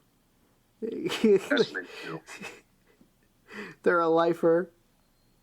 They realize that's something they can do. It's a cool job, and they why not return to it? It's video or it's showbiz adjacent, as you'd say. Yeah, the big media career didn't work out. Yeah, they're willing to take me back here. Fine. Yeah. No. I don't know. I think I would lose my mind if I worked in public access again, or I wouldn't. How can you lose it when you've already lost it? Yeah. Exactly. And also, now I know exactly what to do. Mm-hmm. I'm not going to be bamboozled. I could say, you're going to make your own shows. Mm-hmm. I know how everything runs. I know how it works. Mm-hmm. I could either be the czar of California public access or who cares? Well, what about what's the experience with California public access? Did you want to talk about that? Is it any different on the West Coast or the East Coast? I have been in contact with approximately 2 public access channels here, and I really should try to get to the Hollywood one because that's the one where some of the Tim and Eric. Yeah, there's got to be a bunch of weird. There's got to be a bunch of weird ones. That one seems almost impenetrable, but I got to figure out how to get into that one. I haven't figured it out yet. All the people on like Hollywood Boulevard in the costumes must love the Hollywood Public Access. Well, the dude who with the African American dude there with the dummy who sings the religious songs and Tim and Eric. Oh yeah, Keith Liebhart or whatever. Yeah. Like, he had a show on there. Yeah, is that how they found him? That's how they found him. How could you ignore that guy? Yeah. It's great. Anyways, 2 public access channels I've had run-ins with were Pasadena TV and TV Santa Barbara. Mm-hmm. Of the 2, TV Santa Barbara has been the most accommodating. Yeah. In fact, when I first arrived in California in 2014, that was one of my first stops. Right, and the first celebrity we met in California, Jerry Mathers, was the guy. Yeah, Leave It to Beaver. Who knew that even that channel, being somewhat Hollywood adjacent, would have like actual film and TV stars showing up there? Mm-hmm. Martin Kove from Karate Kid and Cobra Kai. It's like he has you could at least get the Comic-Con level celebrities, like. Yeah, you had the dude who played Eddie Munster on the show The Munsters from 1,000 years ago that nobody under nobody under 50 is going to really know all that much about. Or seeing some reruns of it.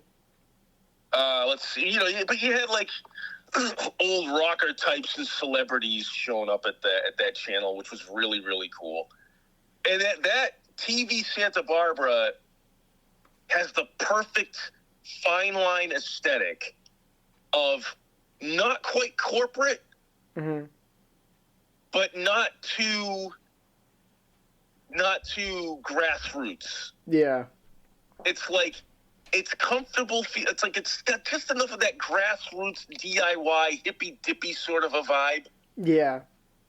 To make it like it doesn't feel like sterile and uninviting, but it's corporate enough to have their head together to run like it's a real concern. Yeah. Like if the staff or the place doesn't even care about shit, it's like some of the places. Wasn't there one in like Sandwich, Mass, or one of those where it seemed like it was just like a room with a VCR, and that was like all it was. That's Lynn, Mass. I think it's Lynn, Massachusetts. Yeah. They literally had it was a room with a VHS in it. Yeah. Because I remember I tried getting on, and I'm like, well, where's your channel? Where's the studio? Hey, yeah, where's the studio? Oh, yeah. And they're like, it's right. I went downtown. What studio? It's like they go, it's right over there. Mm-hmm. I go, what do you mean? Town hall. Mm-hmm. They go, it's the upper room of the town hall. Mm-hmm. And I go, it's literally a VHS deck. And we play the town meetings, and I think they exported stuff. It's not Lynn. It wasn't Lynn. I'm sorry. That was Nahant, Mike. Mm-hmm. Nahant, which is past Lynn. I think they would play a couple. No. They had to have like one tape in there that was automated because they had nobody to go in, and no one was like going to go in and change it. Yeah. It was like the tape in the bulletin board. Mm-hmm. And then Milford, Mass. I know that their studio was a single VHS camera. A VHS camera, not even super VHS, Mike. Mm-hmm. A VHS camera, a camcorder, and like a chair in a small room. Mm-hmm. Yeah, and that's where people just sit and give their testimonies in there, and they put it on. They just testify. That's where they give their pre-murder testimony. It's like a confessional. A priest stands behind the camera. But a lot of the channels in Massachusetts got overhauled. Going back to Massachusetts from California for a minute, the good thing about Massachusetts is at one point there was this push to make access better. Mm-hmm. And it was in this weird period of 2009 to 2011. Mm-hmm. Because that was when you had BATV, you know, Brookline Access Television, run by our buddy there. Mm-hmm. When he got a whole bunch of money, and they brought it over from, like, I think it was like a small room in an elementary school to, like, the entire top floor of one of the buildings for Brookline High School. Mm-hmm. And, you know, to the credit of the guy who used to run it, that place had overkill technology. Mm-hmm. Don't you think? Yeah, and it was all trying to make it look, you know, razzle-dazzle with little returns, like, you know, the big LED lights around the desk, and it was the thing about having the animated lower thirds and all these virtual sets. Everything was chroma key, but it was still just like a boring talk show thing. And the front desk had almost like a friggin' jumbotron. Yeah. Like LED readout. It was trying to look like the Apple Store or something, right? Like everything. Yes, like let's give the aesthetics. Let's give public access an Apple Store aesthetic. Yeah. But staff it with people who couldn't care less, except for the one guy, me, who was running around helping all the 80-year-olds make their shows. And then the second place that really got an overhaul was Stoughton Media Access, as we well know. Mm-hmm. That was another place that got a whole bunch of money, and politely and violently known as SMAC is the acronym. As a certain Stoughton resident will let you know that he thought of that name. Somewhat locally famous, he would tell you. Yeah, a somewhat locally famous Stoughton resident who shall not be named in case he's tracking us down. Yes, which he is. I like when his show got canceled from the channel. He threatens to do it from his basement, and then that never panned out. Yeah. But like Anthony Cumia or something from Opie and Anthony radio show. Well, like I know that Stoughton got a lot of money to revamp. Brookline got a lot of money to revamp. I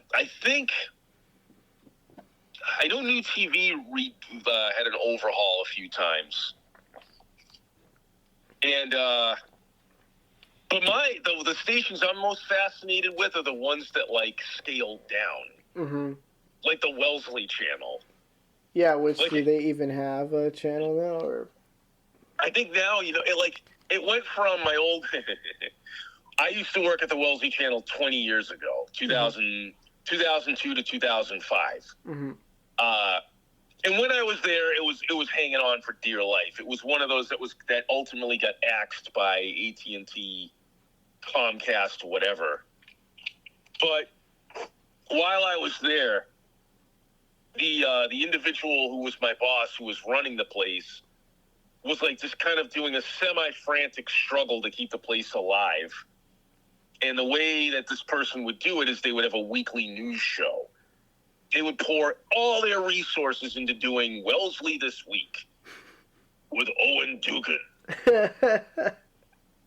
Owen Dugan was this older gentleman who would come in and host a show with his co-host, I think, Ellen Toussaint. Joella. Joellen Toussaint. And, they would go on with their leather skin. And they would, Owen looked like Owen was like, I think like back then was probably like a 70-year-old dude, but still very dapper old man. Hey, very man of the people type. Shook hands with everybody, knew names of everybody. Real charismatic dude, but when he got in front of that camera, it was, Brad Pitt is hot. Like he would just read the teleprompter and his eyes would bug out, and he would read it like this. This is Wellesley This Week. A storm drain broke downtown, dumping feces into the number one boys club. I don't know. I just remember that line where, because the woman who produced the show and then wrote the stuff. Like Matt Damon had a new movie out, like The Brothers Grimm or whatever it was at the time, and so the line was, Matt Damon is hot. His career, that is. And the fact that she gave it to Owen to read that instead of the woman Jo Ellen, I thought was kind of interesting, but maybe that's being progressive, I don't know. Oddly progressive. Like, I guess, in a way. Misguidedly so. Yeah. And the woman who was in charge of writing that line, she thought that was just a cut-up. Yeah. They also did weird things, too, like they had a Halloween episode, right? Oh, yeah. The woman who ran the channel was like as bland as mayonnaise. Yeah. You know, and all just the most uptight, bland, middle of the road,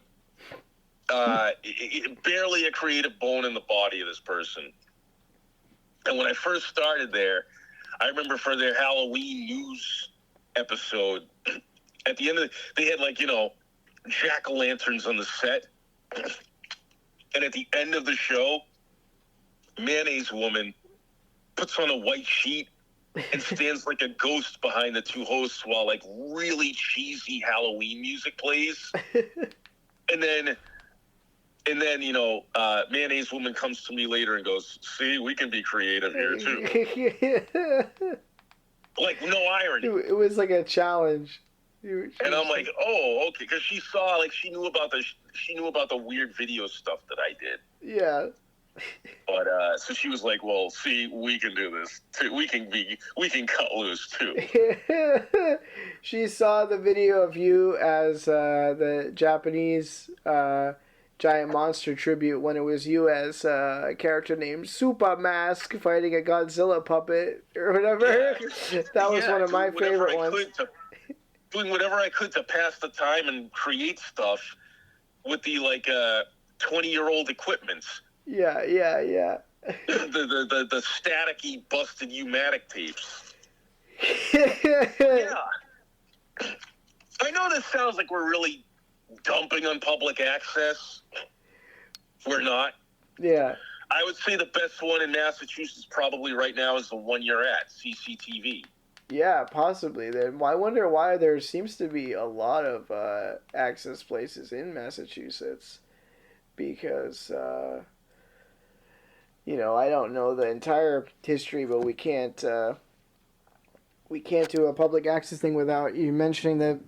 I mean, I guess George C. Stoney, he kind of rejected the father of public access title for some reason, and then he had his partner Red Burns, and they had I remember writing a whole paper about it. I have to go back and check out that stuff, but I remember I wrote a whole paper about sort of the history of public access, and they were, because they ended up being situated and teaching, at least George Stoney, at the Alternative Media Center at New York University and stuff, and I just wonder how and that was the 70s, the early days of cable itself, so it did sort of start as a hippy-dippy idea. Few people even had cable, and they'd go around and do really simple interviews with people, hyper-local stuff, just say, hey, how's it going? And they would set up TVs to show people the work, because people didn't even have cable and stuff. And I just remember reading about this other woman, Theodora Sklova or something, and the Challenge for Change program, where it was just all about, they'd show up to one place, it's like a station, it's set up, and teach a bunch of people, and then their job was to, teach the next round of people, and so on, and, get the volunteers to start making the local content that, mattered to them. And it was just really about, sending around a few professional people to teach the equipment, and then eventually kind of leaving and having it be a self-sustaining ecosystem of this video production. And it was really all they had at the time, like you say, obviously it was decades before YouTube and stuff. And there were so many things that were going on that mattered to people that didn't make like the major city, news, and even that nowadays, I think, I don't know, I think it maybe probably by the 80s or something. I think Channel 7 here in like Boston became famous for that term. If it bleeds, it leads. Like there'd always, Oh, wow. the news always would have like terrible crime and like violent things would always get like the most video, the most coverage, would seem, occasionally you get like a little cute, human interest story, or some puppy, or some, child, some underprivileged, child overcame challenges and was adopted or something. But it was, it wasn't very often that sort of like smaller stories that were, deserving to be out there were like represented. So that was kind of the original idea behind the public access and the news and things like that. And I think George C. Stoney was like a documentarian and stuff, but they definitely had those kind of like the hippie mentality, I guess, like you say. So when there's all these things like doing a show has to be approved by a committee, it's like ridiculous. Yeah. And I remember, I think, did you show me an article or I showed you an article? There was something like from Denver, or there was some documentary that was going to screen at like South by Southwest, or there was somebody else somewhere that it might have been like Austin or one of those, where somebody else found like some sort of kind of like weird fringe public access shows they like dug up. Like they started calling around and asking people about stuff like that, and they eventually found a bunch of stuff, and like they kind of cobbled it together. And that's like the stuff that we talk about, because it's like not everything made it to like YouTube, or unless there's like a concerted effort by somebody to like put the stuff online, not a lot of this stuff got like archived very well. There's like a lost media, and it's like it's people's stories, or like a era in time that's like just gone. And so I think there's so much of that, like even from when I worked at like those access channels in the early 2000s. Yeah. There was so many shows that I know damn well that some of those people didn't archive their shows. Yeah. And, some of them were, some of them weren't. Mm-hmm. And, I mean, I should talk. I got one of the best ones from that era, or you have them, actually. Yeah. I do. But not all of that stuff. Like, yes, I saw some cool shows just kind of come and go. Mm-hmm. And I heard about, like, weird shows from other channels, and I look around, and I look at different schedules and stuff, and I'd be like, wow, what is that one? That looks cool. Mm. And then, they're washed away in the din of time. Mm-hmm. So it always just fascinated me about like certain channels, public access channels, learning to archive their legacy. Mm-hmm.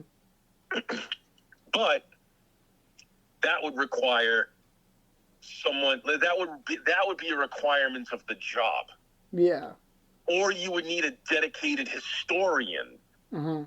And the truth of the matter is, a lot of these channels, if it's a person who's a lifer there, usually that person just doesn't have a mind to archive. Mm-hmm. You know what I mean? Yeah.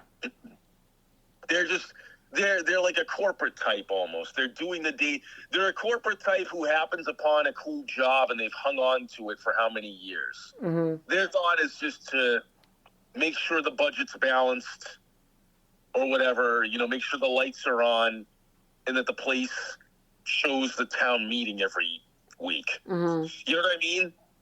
Mm. Like that's as much as they think. Yeah, yeah. It's very much like in the moment. If it so happens that somebody comes in and does something cool, well, it's on that person to archive it themselves. Mm-hmm. Rather than, hey, this thing was made at your channel and it's kind of cool. Yeah, yeah. So what ends up, and then what happens? if there's a turnover in staff, and the person prior to this new staff didn't care about keeping a legacy, well, this new staff isn't going to give a crap either. Yeah, like I said, there seems to be about like a 5-year turnover rate for a lot of the staff at these places. And what often happens is, if there's like a backlog of old tapes, the new staff will be like, we don't want these here. Throw all these away. Yeah.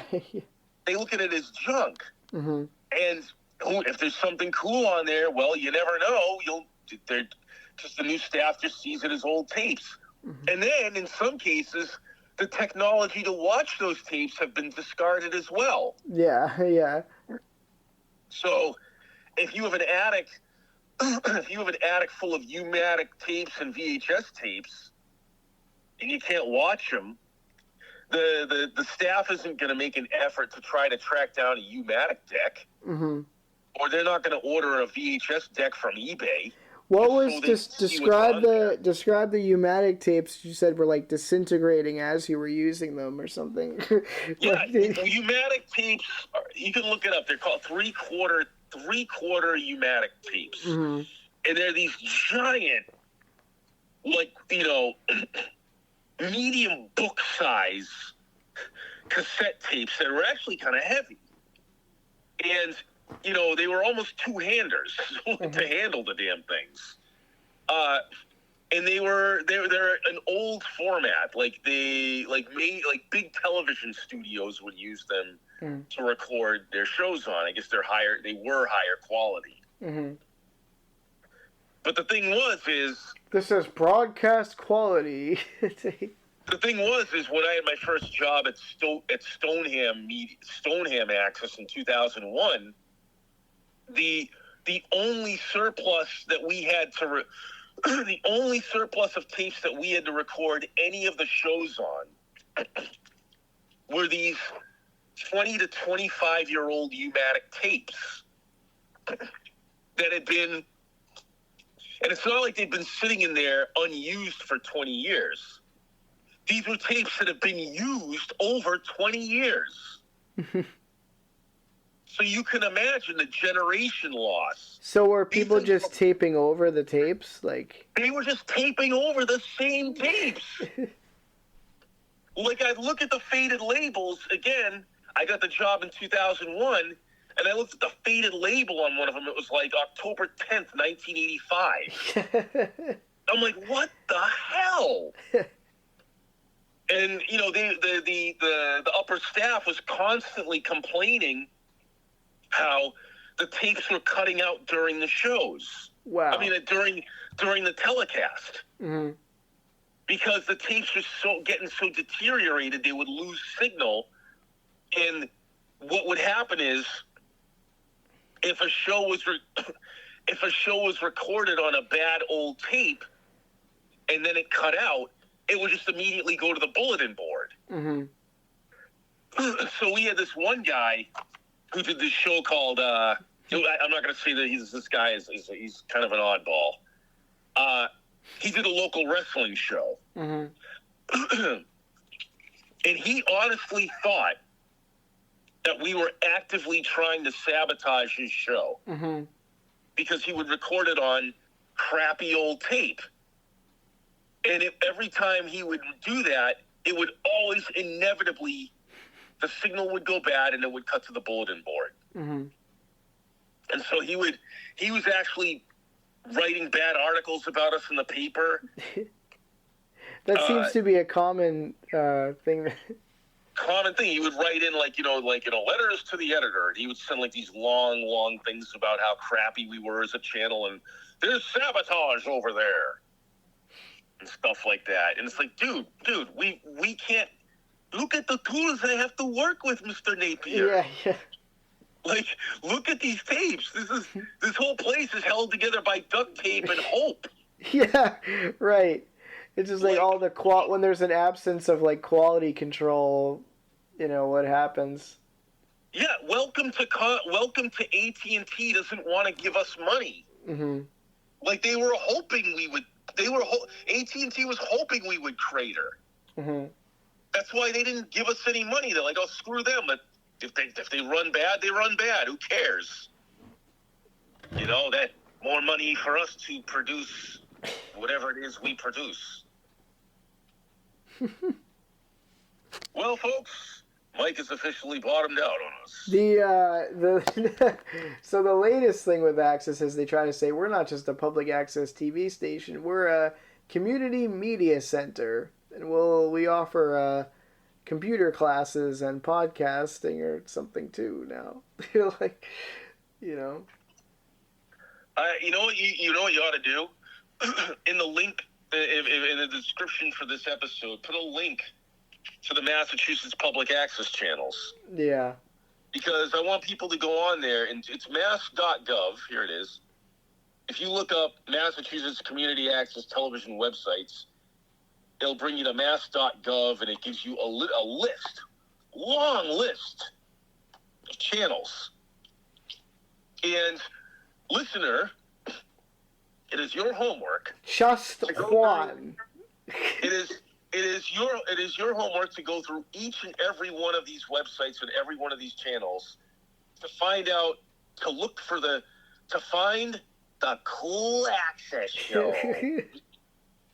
Like Barry, your uncle used to say, "I'm searching for the perfect muffin." I want you, the listener, to find the perfect public access show.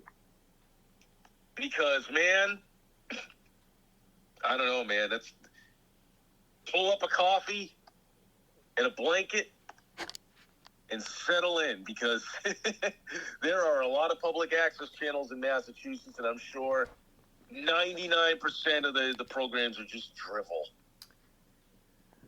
Well, you gotta admit, Mike, the name of Plimpton's channel has a cool name. But Area 58.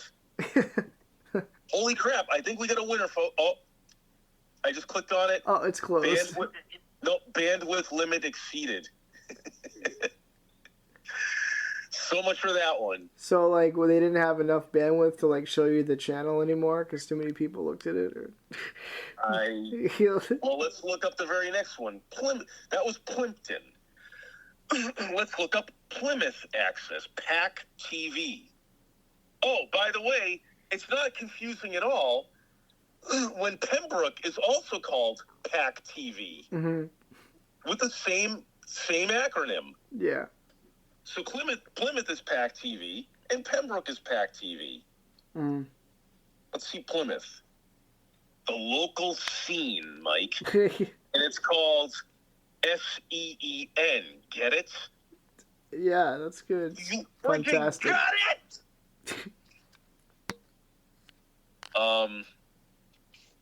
Let's see. It says watch. Local scene. Wow. And another thing with a lot of these access channels is they got wacky websites. Yeah. Like really tough to navigate, horrible websites. Boxborough. Oh my God, Mike, check this out. BXB TV, you go on that one, and it says, "We're sorry, but there's not a web page matching your entry." But it has, it says Town of Boxborough, Massachusetts. Okay, so it was like a placeholder, so let me see. I'm intrigued with Boston Neighborhood Network. Yeah, BNN. See, that's what I say you should get on. It's friggin' Boston. Yeah, maybe that is the right one to do. Try to get onto that one. I mean, it's the whole city of Boston. DL had some kind of issue 20 years ago with it, but... No, because, dude, listen. If you can get on Boston and Cambridge, that's a huge area covered. Yeah, that's right. That's right, because it's, if it's just to that city or town, but it's, like, a big area, you know, and it's, like, the people you want, you know, that's good. Let's look at a map, Mike. Yeah. Let's work on getting Mike into the regional... And they don't charge you extra for, like, a bigger group of people, you know, TV. I'll tell you what. If you get on... You're already on Cambridge, but if you get on Boston, continue your reign on Cambridge, And then if you can get on to Newton, Mm-hmm. I mean, if you can realistically get on to Newton and Brookline, Mm-hmm. if you went Newton, Brookline, Cambridge, Boston, Mm-hmm. that is a huge area to cover. Mm-hmm.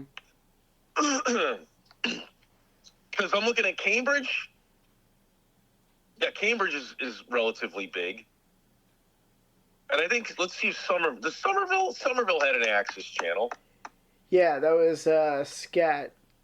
That's Oh, that's where right. that heavy leather topless dance party show was on, which is kind of like an alternative like variety show thing that they would do. Well, it's That not was kinda SCAT cool. anymore. It's now Somerville Media Center Yeah, with a very because I basic think website. doesn't scat mean poop, like to scat on someone? So they decided. I think Yeah. they also have a podcast studio at Somerville Media Access. Well, it does still say SCAT TV in the front awning. Okay, SCAT TV, SNN, BFR. takes a while to change an awning. Membership benefits. Learn more about our LBC. We offer EBT, WIC, and Connector Care holders free 1-year membership and discounted certification classes. They take EBT at public access. An EBT, like an EBT card. It's EBT. If show your EBT card. show your EBT card and you'll get a discount. You click on it and it says EBT card to cultural organizations.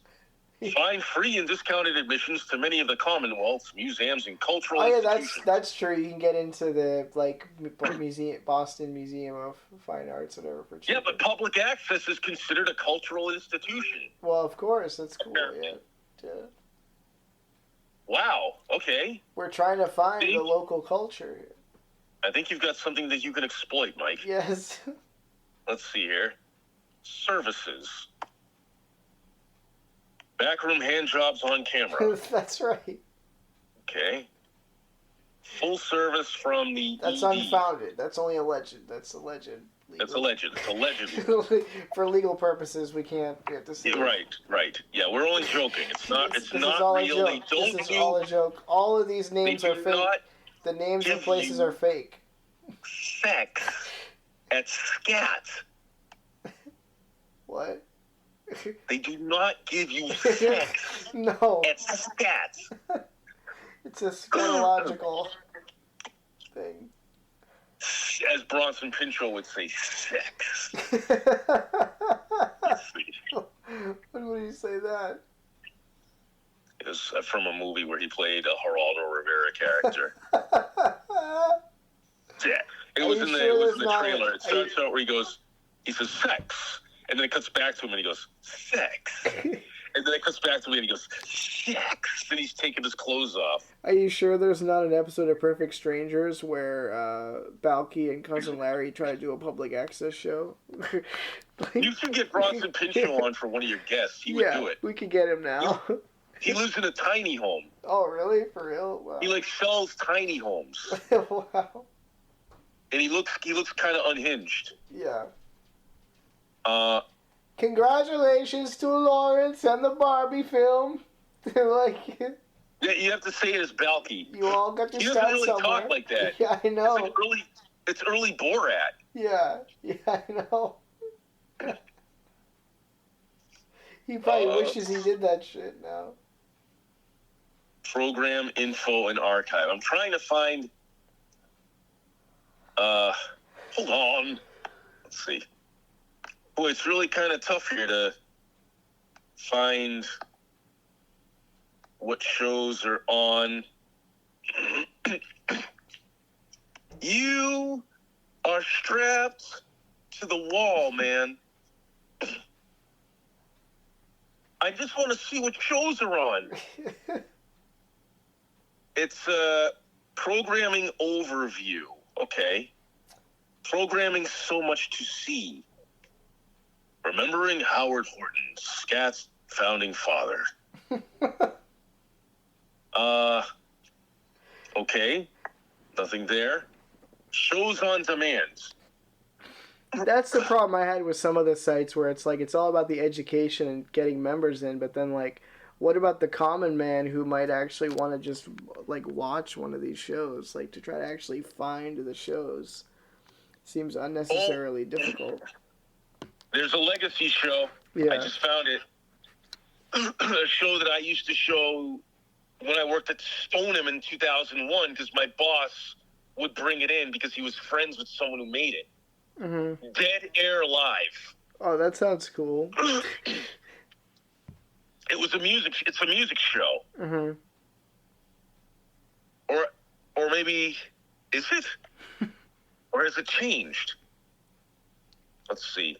It was. Do you hear that? No. Oh, let's see. Dead Air Live. Oh, well, maybe it's a talk. I don't know. I don't know what it is. It looks like it's part talk show, part music show. But that's the legacy show from like years ago. Well, let's talk about some of the shows that we know and like T.J. Welch's punk rock showcase, Sonic Lobotomy. What channel's he on? That was a cool show. He's taping it now at the Salem Access channel. Salem Access. Yeah, Sonic Lobotomy was good.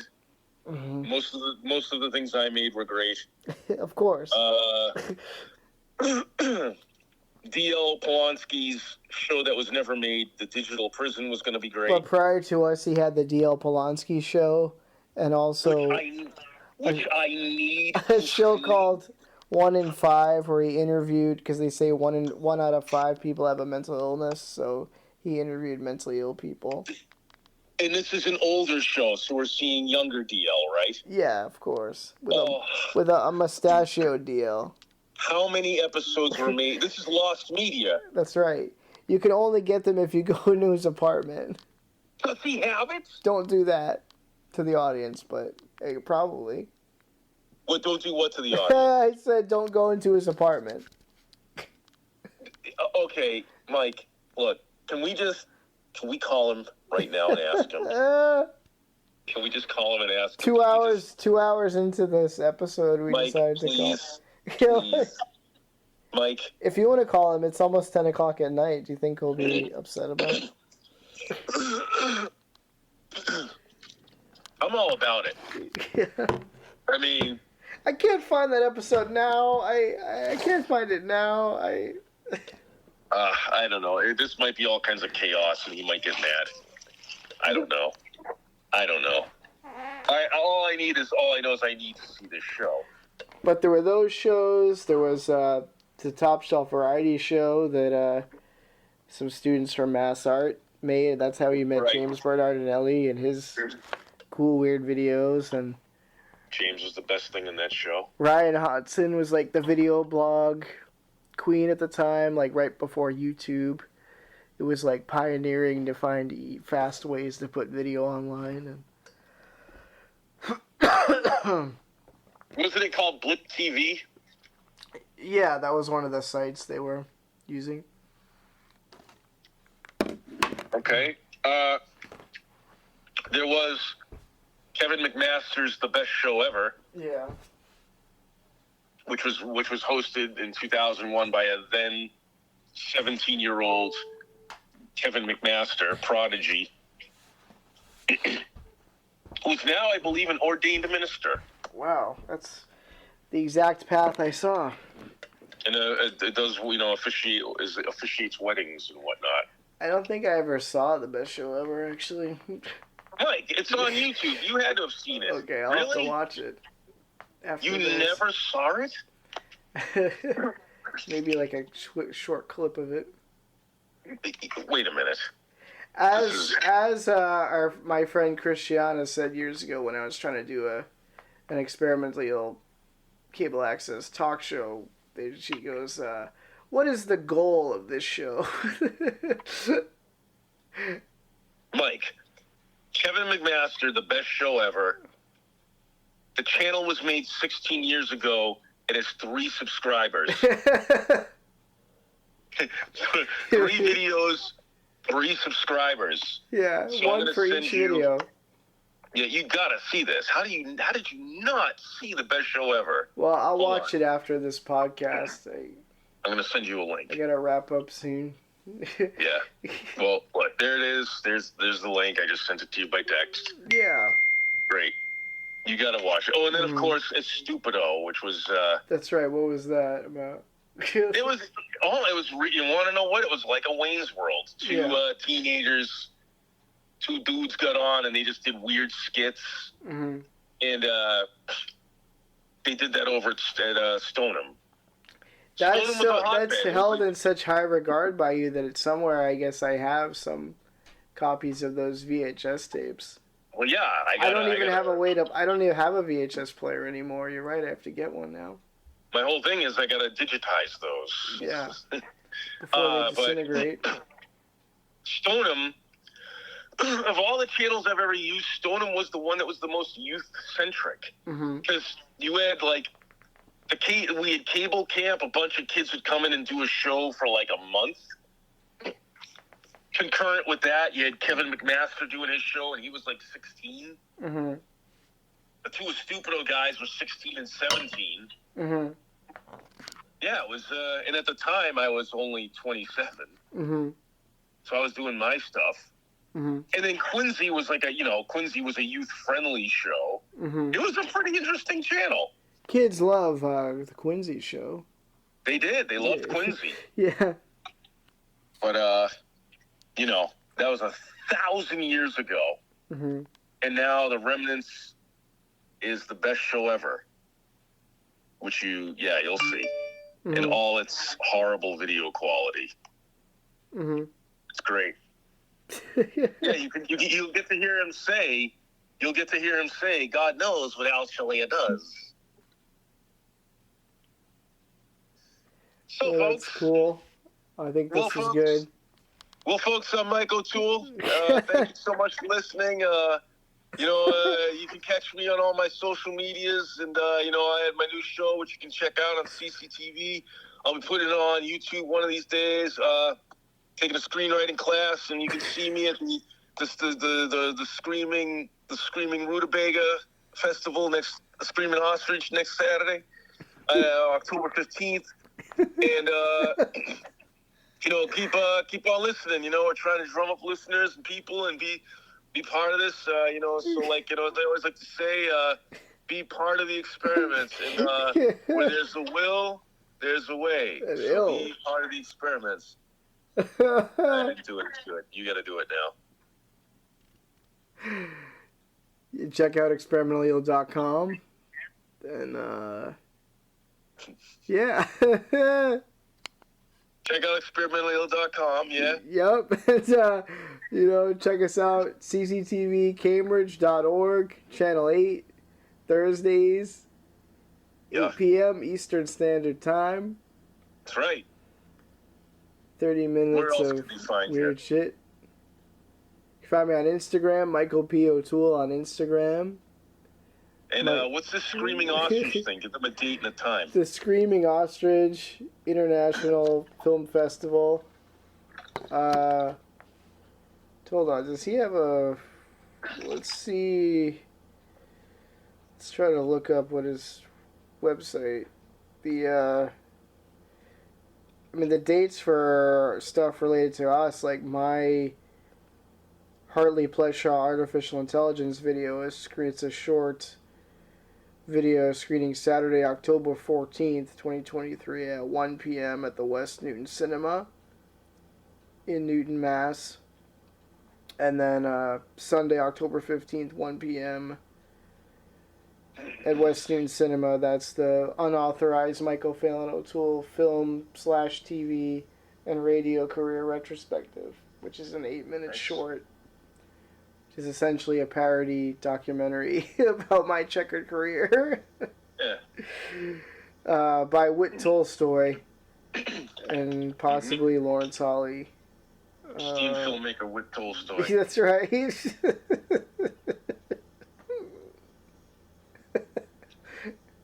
He also makes cookies on the weekend. That's Toll House, not Tolstoy. Toll House, right? Yeah. The Tolstoy. Right.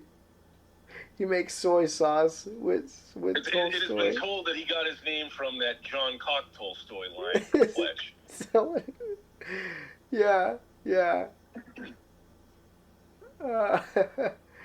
And we'll probably, I'll probably make an appearance. I wonder when the open screen at the Coolidge is going to be. It's usually the second Tuesday, so that's October 10th. So there's possibility I might show that Hartley AI video or another video. Oh no, you're gonna have the Experimentally Ill movie. I'll be showing the Experimental movie. Lots of our eccentric artist friends cavorting together on green screen, flying into each other's giant heads and things like that. For that. Talking about flying without erections. That's right. That was John Hartman's creative choice. So wow. I think it's exciting. I think it's good. Now we know what the show will sound like when we're 90. Yeah. Stay tuned. I'm gonna post a link up. Later on, I'll share the interview that I partook in with Hartley Plushaw this morning on. Are you gonna put excerpts of that on the show? On this show? Well, maybe, or I'll put it as like a separate link somewhere. I don't know. Okay. He doesn't have it up, so. Yeah.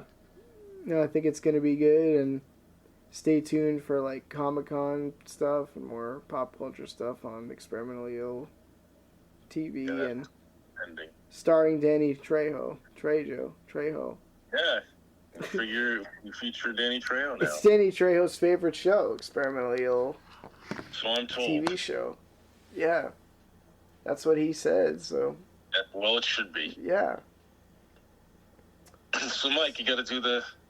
You gotta say it. Until next time.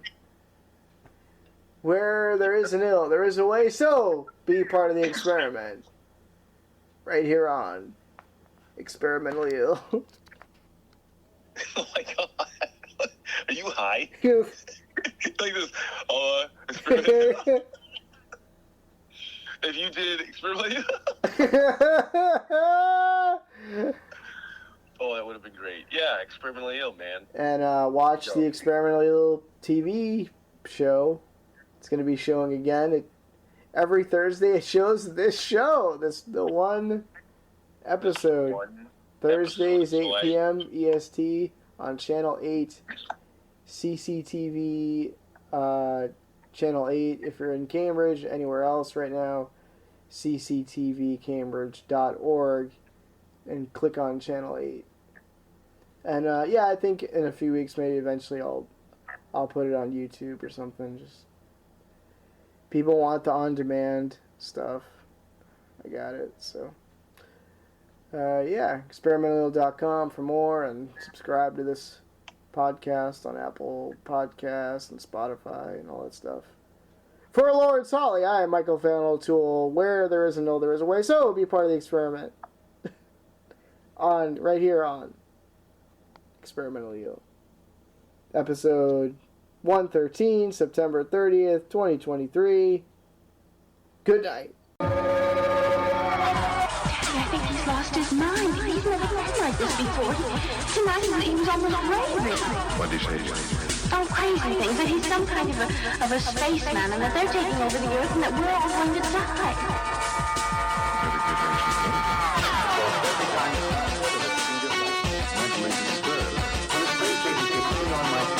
Don't listen to me. They told me to keep in mind the scientific and what we know.